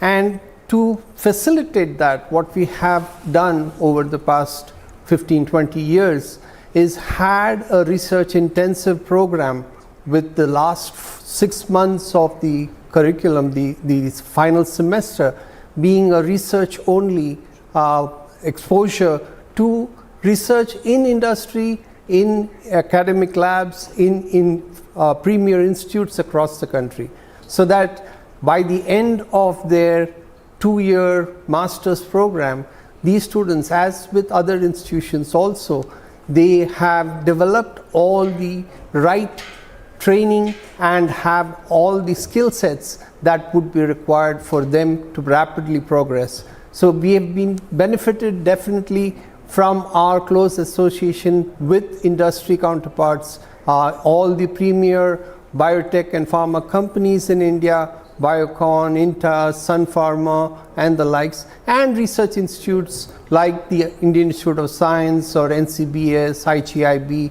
and TIFR and so on. So the exposure, the involvement and the full implication of what that career entails is what we look for and provide that kind of a training and that kind of a mindset, that awareness that this is what needs to be. One of the missions of the University of Amrita Vishwa Vidyapeetham is research which has a compassionate angle.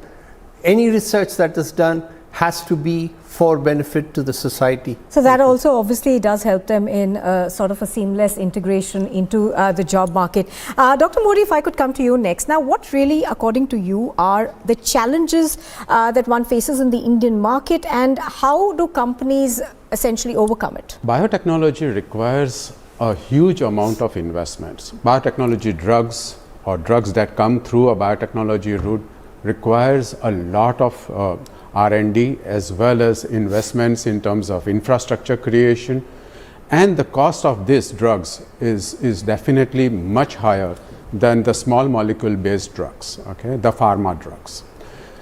This is where the problem comes about. How do we make these drugs affordable so that it can reach to the people in India? And in the last 10 years, a tremendous progress has come about. Much of the weightlifting has been done by either the government bodies or private institutions or companies that have everything integrated, right from the start clone development to the final formulation and finished product development. Every part of it is either run through by big pharma companies or in support of the government.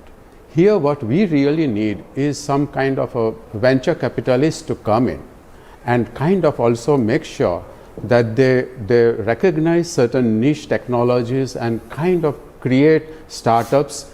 And if we have more startups, there can be much more developments of newer drugs that India desperately needs. Now let us look at the other side of the problem. The problem is also having the right skill developments. India has by far the best students from theoretical learning point of view, but they do not get enough opportunity to work in a laboratory that has all the infrastructure. And that's where industry can participate in a supportive role, where by offering small internship programs for these students, especially when they are in the last semester of their master's program. Let's say if they spend 6 months in an industrial environment, they are likely to learn every nitty-gritties that goes behind the development of a biotech drug. And this is where we have been all the time associated with Amrita University, where we have seen some good students come to us for learning, and they go back with the confidence that they can probably be good for any other industry to work for. So this is what probably many universities could benefit through association with the industry.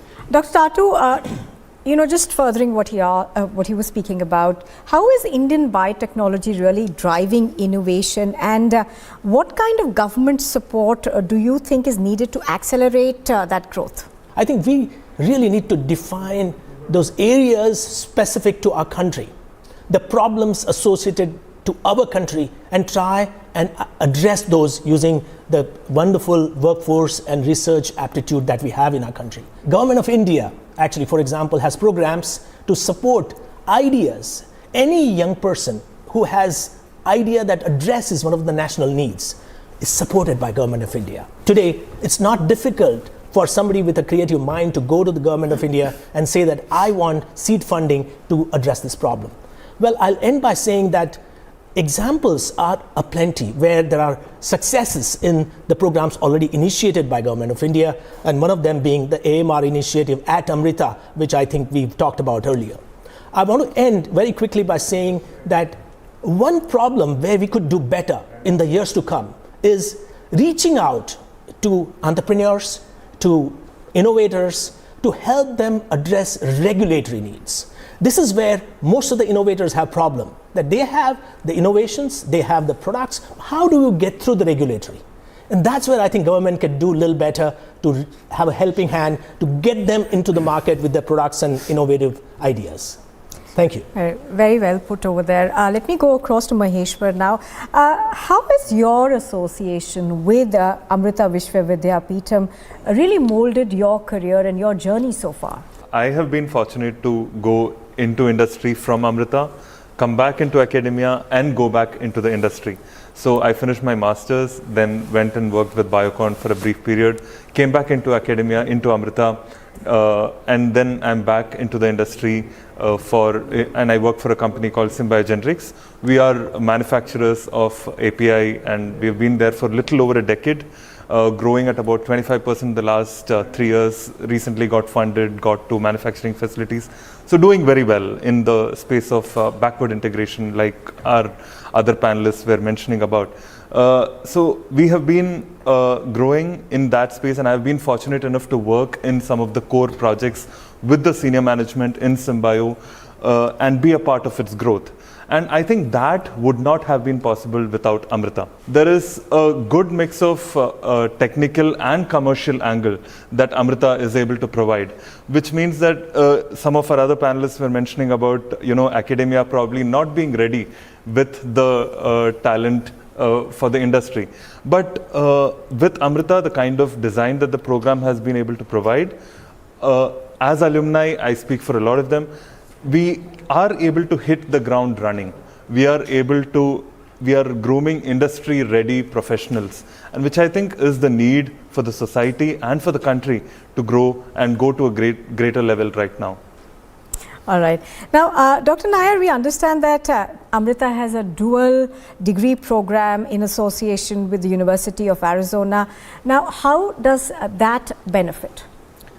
Sure, that is a flagship program now that we have established over the past 3 years, not too long ago.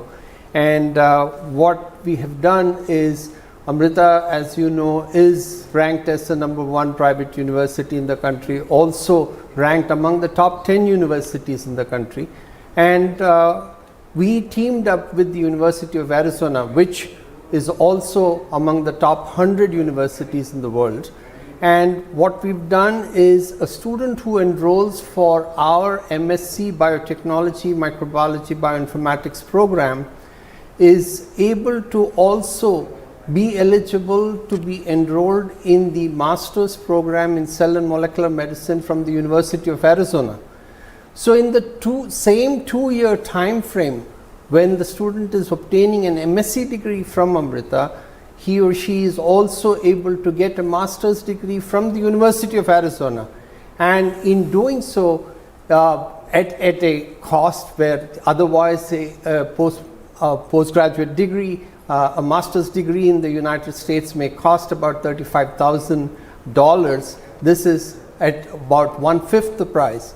And in doing so, at the end of the 2-year time frame, the student walks out with 2 degrees that makes them that much more eligible for furthering their career, and that is what has been a kind of a flagship program that we have started, and the results are also evident. Just in the 3 years that we have had this program running, already 5 of our students who were enrolled in the dual degree program have already been inducted into the PhD program at the University of Arizona, and 2 others have been able to qualify for a PhD program at other universities, including Ohio State. So what we feel is that this has given the right mix. It provides the right confidence for the students to learn from faculty who are engaged with these programs at the University of Arizona. And these are not just classes or quizzes or assignments that are, there is a live interaction with the faculty there on a daily basis, and that gives the students that added edge over the rest of the competition, and we are very happy with that. It's a very successful program.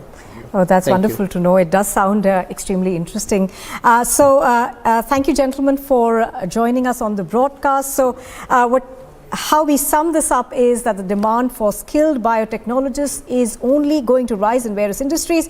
It will offer an array of subfields that will create multiple job opportunities for aspiring students. I hope this conversation will help our viewers clear their doubts on this amazing topic and take the right steps towards a bright career.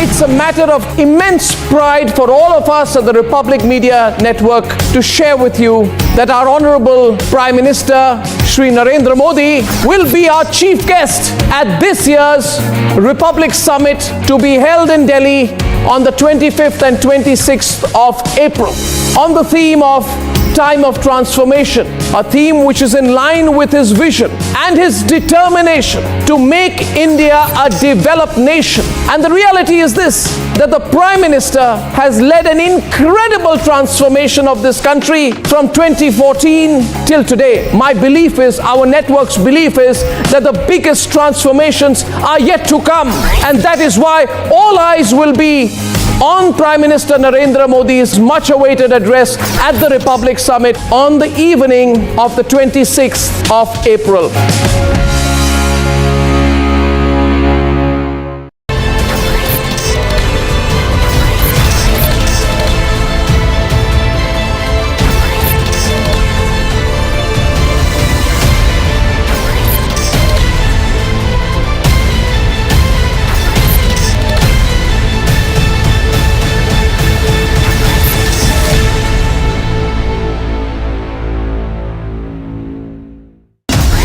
The Republic Media Network, as you know, is hosting its flagship annual event, the Republic Summit 2023. Prime Minister Narendra Modi will be addressing all of us at the Republic Summit on the theme of Time of Transformation.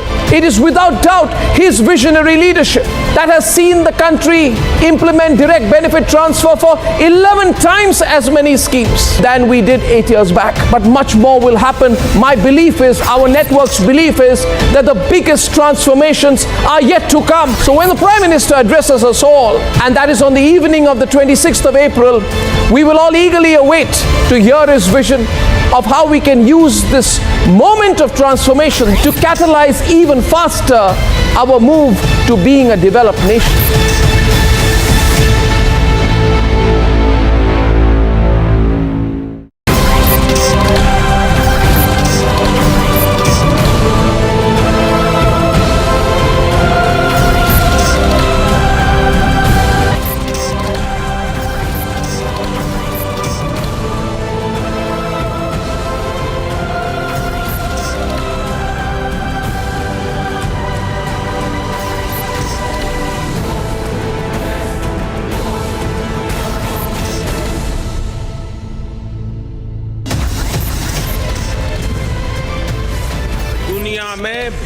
की आवाज बुलंद करने के लिए हमारा media भी वैश्विक पहुंच बनाए, वैश्विक पहचान बनाए, ये समय की मांग है।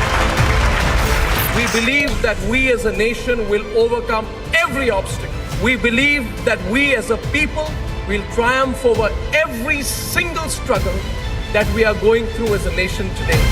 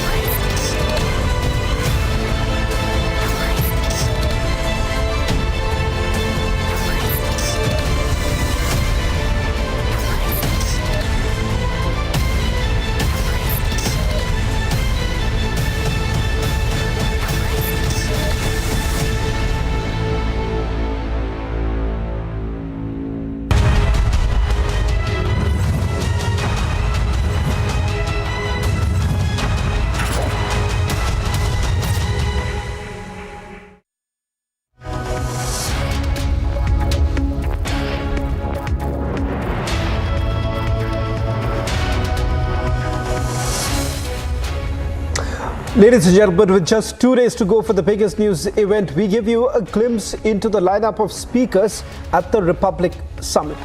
The event will be graced by technocrat and TDP President Chandrababu Naidu. Samajwadi Party Chief Akhilesh Yadav will also be part of the most anticipated event. Chief Minister of Maharashtra Eknath Shinde will be at the Republic Summit.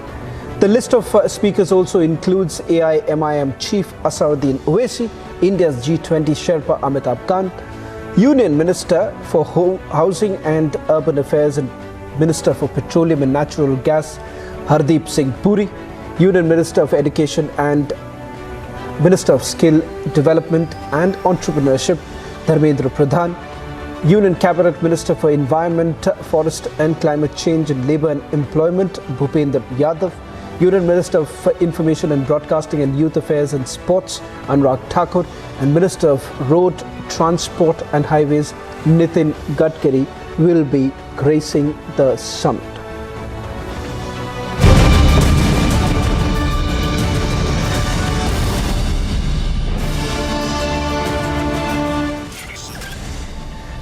And these are the headlines we are tracking for you at this hour. After a hunt of 35 days, the chase ends. Khalistani fugitive Amritpal now placed under arrest.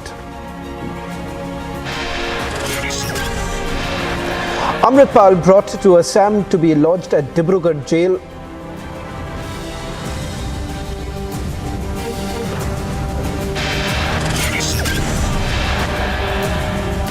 Sachin Pilot renews attack on Gehlot. Government raises questions on inaction against corruption despite his protest.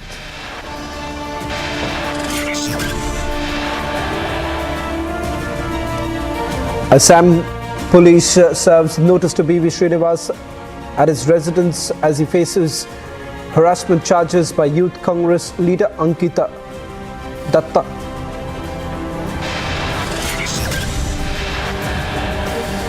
Two days to go for India's most anticipated event, biggest Agents of Transformation live at Republic Summit.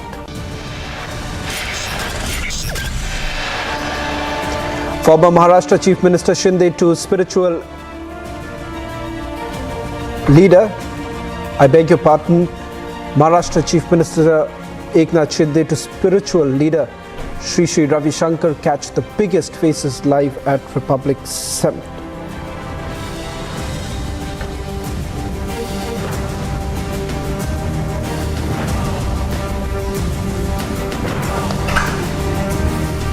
Ladies and gentlemen, after a hunt for almost 35 days, Amritpal Singh, the fugitive Waris Punjab Day chief, was today arrested in Bias from Moga in Punjab. This Khalistani fugitive has been arrested under the National Security Act. The arrest was done by combined efforts of the Punjab Police and National Intelligence. Amritpal's face is now locked up in Dibrugarh jail in Assam. Our extensive team of reporters from Punjab to Assam have been tracking this story and Amritpal's move since day one. But before we go to them, let's take a look at the events that unfolded in the last 35 days and how a man who was a national threat escaped and was finally caught today. Here's a report. It was March 18 when the Operation Amritpal began. The intel agencies are continuously following the movement of Amritpal Singh wherever he was addressing the gatherings. What is the intent of his speech and what is the impression and how much he was trying to gain the support and how much he was provoking the people to raise their arms for the Khalistan. What followed was a mega crackdown. One after the other, Amritpal aides were put behind bars. Some of his aides were sent to Assam's Dibrugarh. But the main man for which the operation was launched remained at large. The entire police force was put behind a man. Now this is the Marnia village where Amritpal Singh has given a slip to Punjab police once again, and in fact you can see the visuals. The security has been completely beefed up here. This is the last location where Amritpal Singh has been spotted. There were multiple clues from Hoshiarpur to Amritsar to even the national capital. But Punjab police got no success. The closest that Punjab police came to was when they arrested his aide Papal Preet, the man who was with Amritpal all along in his escape. Both got separated after the latest chase by Punjab police in Hoshiarpur. And even after getting separate from Amritpal, Papal Preet reached here by 6:35 p.m. on 29th of March. On April 21st, police detained Amritpal's wife as she was headed to UK. His wife was detained and let off, yet Amritpal remained elusive. 35 days later, at around 6:45 a.m. in the morning, the chase for Khalistani fugitive finally ended. Just because the police was in uniform and armed and they maintained the respect of the Gurdwara and wait outside the Gurdwara, and even a message was conveyed to Amritpal Singh that he has left with no way to escape from that place and the better option is to come out and give his custody. While his backers tried to make a hero out of him, calling it a surrender, Punjab police clarified that he was surrounded by police and had no choice. He was located in village Rode based on operational inputs by Punjab police, and he was surrounded from all sides. The village was surrounded by Punjab police. Since he was inside a Gurdwara Sahib, so to maintain sanctity of Gurdwara Sahib is supreme for everyone. So to maintain sanctity, the police did not enter the Gurdwara Sahib, and since he knew that he had no way to escape now, he was surrounded by Punjab police from all sides. The village was surrounded by Punjab police. So he was arrested at around 6:45. Keeping the law and order in mind, Amritpal was soon shifted to Assam's Dibrugarh. The Khalistani supporter who built his own private army has been arrested. The man who used religion to propagate his Khalistani agenda is finally behind the bars. Bureau Report, Republic TV. Well, in fact, the largest team of reporters tracking every small detail. For the last 35 days, we have been tracking every possible move of Amritpal Singh. And not just that, viewers, almost about several months ago, in particular, back in November, Republic Media Network was the first media network to raise concerns about Amritpal Singh, who always posed a national security. But having said that, very little was essentially done. In fact, he was given a free run by the Punjab government for the longest time, even though we had exposed Amritpal Singh and his motives long back. The team that you see right now on your screens is the very team that has been tracking every possible development. Finally, Amritpal Singh is now behind bars. First, let me go across to our ace reporter on the ground, Amandeep, who's going to join us from Moga, as well as Piyush Ori He's also at another vantage point in Moga, and of course in Dibrugarh is my colleague Anirudh, who's going to be tracking very closely all that legal moves that are going to be made by the Punjab Police. First to you, Amandeep, a quick recap of what we know so far about Amritpal Singh. Why a man who was in Dubai comes down to India and suddenly becomes an icon for a few.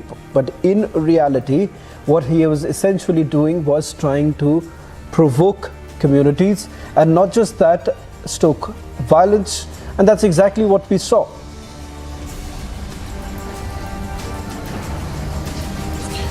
Well, Shavan, it was a pre-planned conspiracy hatched by Daljit Kalsi and Avtar Singh Khanda and certain others who are sitting in the different countries.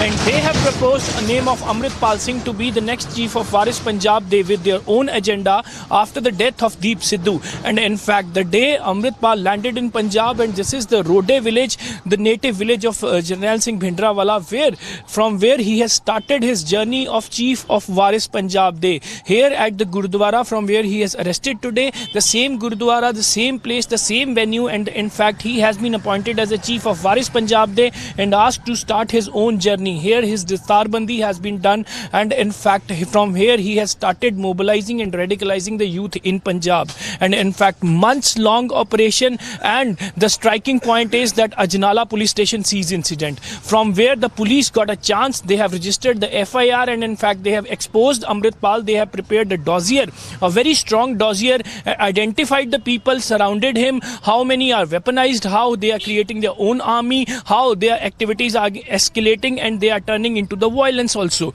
And in fact that day, after that, in fact on 17th of March, Shavan, the Punjab police has imposed NSA against Amritpal Singh, and on 18th of March they have launched the operation to arrest Amritpal Singh in Jalandhar. Earlier that entire trap was led in Taran district, but when Amritpal Singh has changed his route towards Moga, they have changed their trap and it has been in the Shahkot. From that day, Amritpal gave a slip, and in fact again Punjab police counterintelligence team spotted him, chased him on the intervening night of 28th and 29th March in Hoshiarpur. Again Amritpal managed to dodge the police and in fact escape from that very much place. All the close associates, including Papal Preet, who was remain Amritpal with each and every CCTV spotted by the police and accessed by the Republic TV as well. He has also been arrested, NSA imposed and sent to the Dibrugarh jail. And in fact after 28th and 29th of March,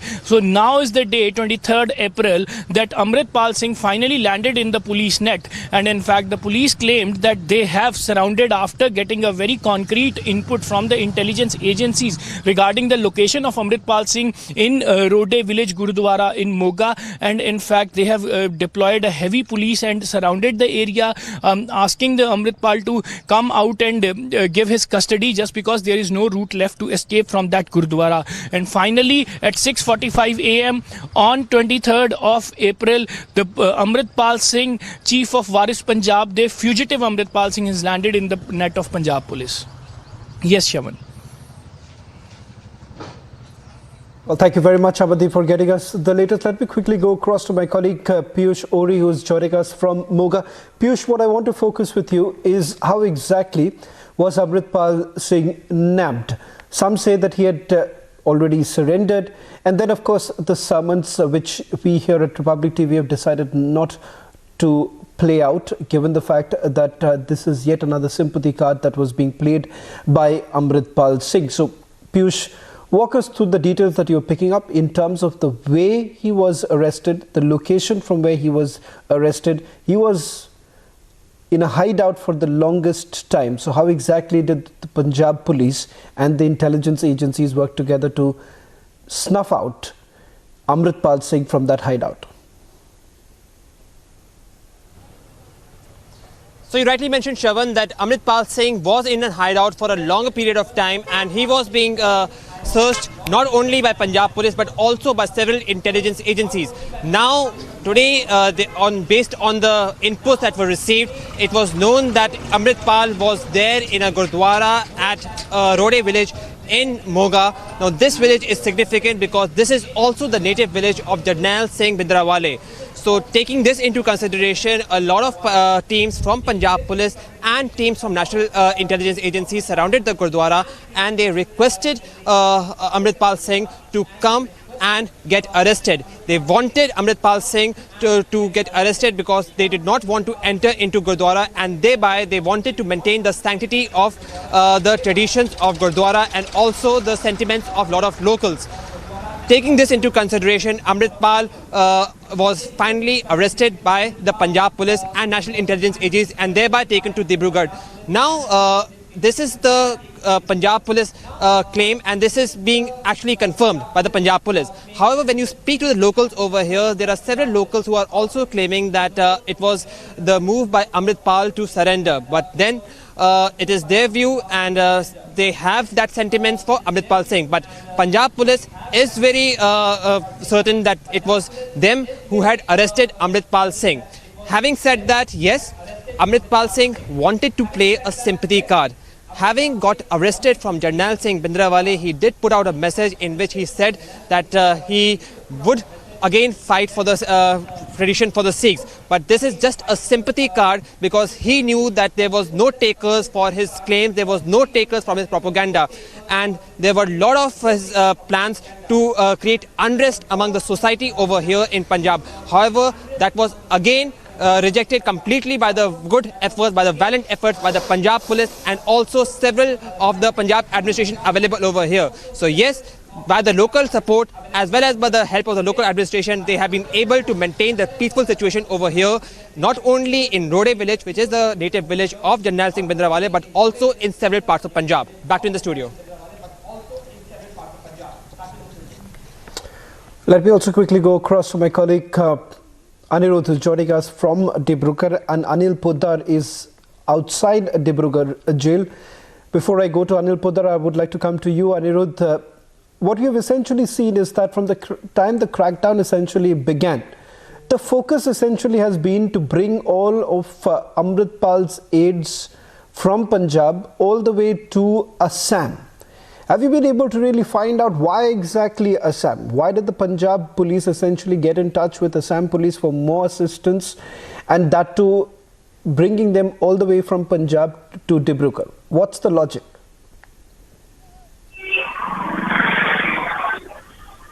In fact, it's a very interesting question that you have asked, because why Dibrugarh and not anywhere else? See, Dibrugarh is very remotely connected to rest of the India. Though there is direct flight from Delhi, it's not easily accessible when it comes to accessibility, and that is the reason why, after thorough survey, and in fact let me tell you that before the members of the Waris Punjab, they were brought to Assam, DGP of Assam, GP Singh visited Dibrugarh. He called all the SPs of the Upper Assam districts to Dibrugarh and held a 2 days marathon meeting at Dibrugarh, where he also reviewed the security arrangement at the Dibrugarh Central Jail, and thereafter it was decided that not anywhere else, not in the high security prison of Guwahati, but it will be Dibrugarh, where the Khalistani members of Waris Punjab, they will be kept, and that is why Dibrugarh was chosen. And subsequently we saw how in batch by batch, in different numbers, all the Waris Punjab Day members who have been slapped with NSS were subsequently brought to the Dibrugarh Central Jail, and today we have Amritpal Singh, who has been brought here after his close aide Papal Preet Singh was brought to Dibrugarh on 11th of April. Sawan. Thank you very much, Anirudh, for getting us the latest details.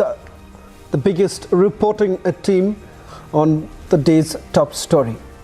The bigger question still emerges as to why did it take almost 35 days for the Punjab police to finally nab Amritpal Singh? Is there much more than what meets the eye? We'll keep a close watch. Shifting focus now to the other big story, a story that Republic TV broke first. Now it's grabbing the headlines. For the last few days, we've seen how the Vadra Congress has essentially been on the back foot. They've expelled a leader who spoke against sexism within the party. And soon after Angita Datta spoke out, she was expelled from the party for 6 years. However, today the Assam police has served a notice to Indian Youth Congress President B.V. Srinivas in connection with an FIR that was registered by expelled Assam Pradesh Youth Congress leader Ankita Datta at the Dispur police station in Assam's Guwahati. According to the notice, the IYC chief has been asked to appear before the ADCP at Dispur police station in Guwahati around 11 o'clock in the morning on 2nd of May. Here's a report on what has happened so far, and then we go to our reporters for the latest.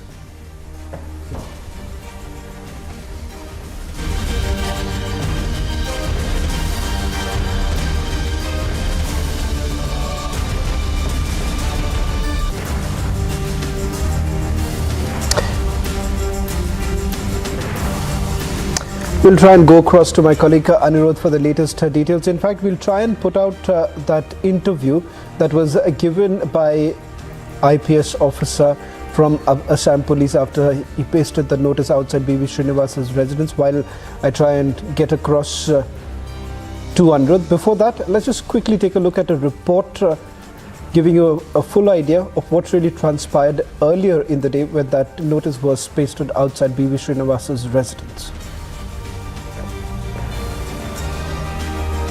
At around 11:45 p.m., Assam police knocked at the door of Congress Youth President B.V. Srinivas in Bengaluru. Finding no one at place, Assam police pasted the notice outside the house. Booked for harassing, the Congress Youth President has been asked to appear before Assam police. The main accused is Mr. Srinivas Bhadravati Venkata, to whose home today we came and we served a notice here. As per the FIR and the preliminary investigation, the victim, whose name we cannot disclose right now, the victim has been constantly tortured, abused and sexually abused by the accused, and as per the FIR, he has been abusing her. He has been torturing her since last almost like 6 months. The allegations against him are serious. Srinivas BV, his attitude towards women is not correct. There's discrimination in his attitudes towards women, and over the few months I have felt that he has mentally harassed me a lot of times, and he sends in charges to Assam who have criminal cases against them, and they have been to Tihar jail, Vardhan Yadav, and he has come Assam and completely destroyed Assam Pradesh Youth Congress. And days after she made these allegations, she was expelled from the party. BJP is calling out the Congress. A young lady who's part of the Congress has accused the president of the Congress or president of whatever youth Congress of harassment and sexual harassment. This, if it was any other lawful, respectful organization, the management of that organization will immediately rush to protect the woman. In the Congress, they will talk everything excepting practicing what they talk. The Congress party, however, is silent on the controversy and the allegations, and instead have decided to act against the complainant, citing anti-party activities. With Assam police reaching Karnataka to serve notice, all eyes on May 2nd, the day Srinivas BV has been summoned on. Bureau Report, Republic TV.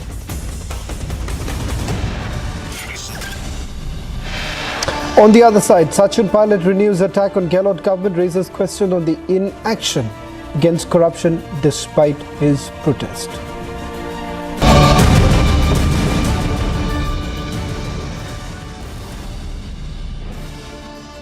RP Sanjeev Goenka Group presents Republic Summit, Time of Transformation. Co-powered by Raven Group, manufacturers of electric cables and solar systems. Bharosa rakho, surakshit raho.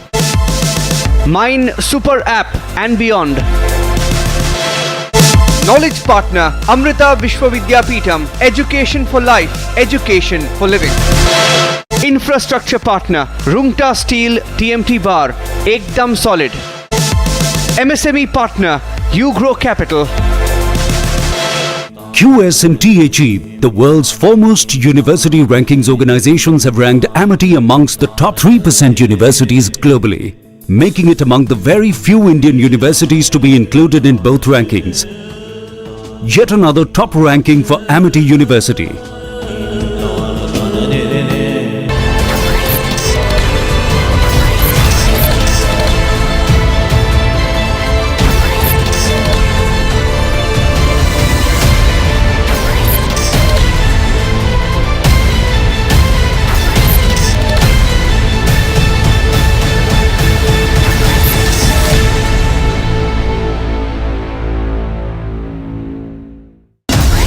The Republic Media Network, as you know, is hosting its flagship annual event, the Republic Summit 2023. Prime Minister Narendra Modi will be addressing all of us at the Republic Summit on the theme of time of transformation.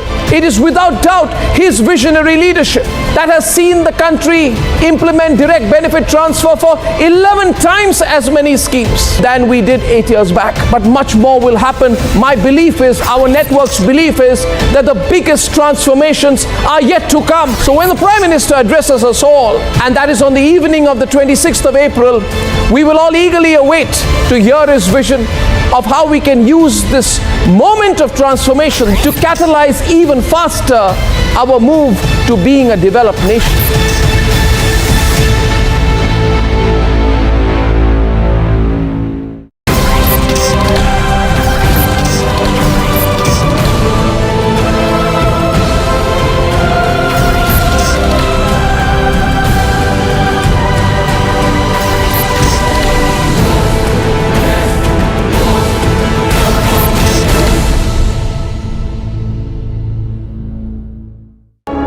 इक्कीसवीं सदी में भारत के सपनों और आकांक्षाओं को पूरा करने से कोई भी बाधा अब हमें रोक नहीं सकती और यही समय है हम विजय की ओर बढ़ चले।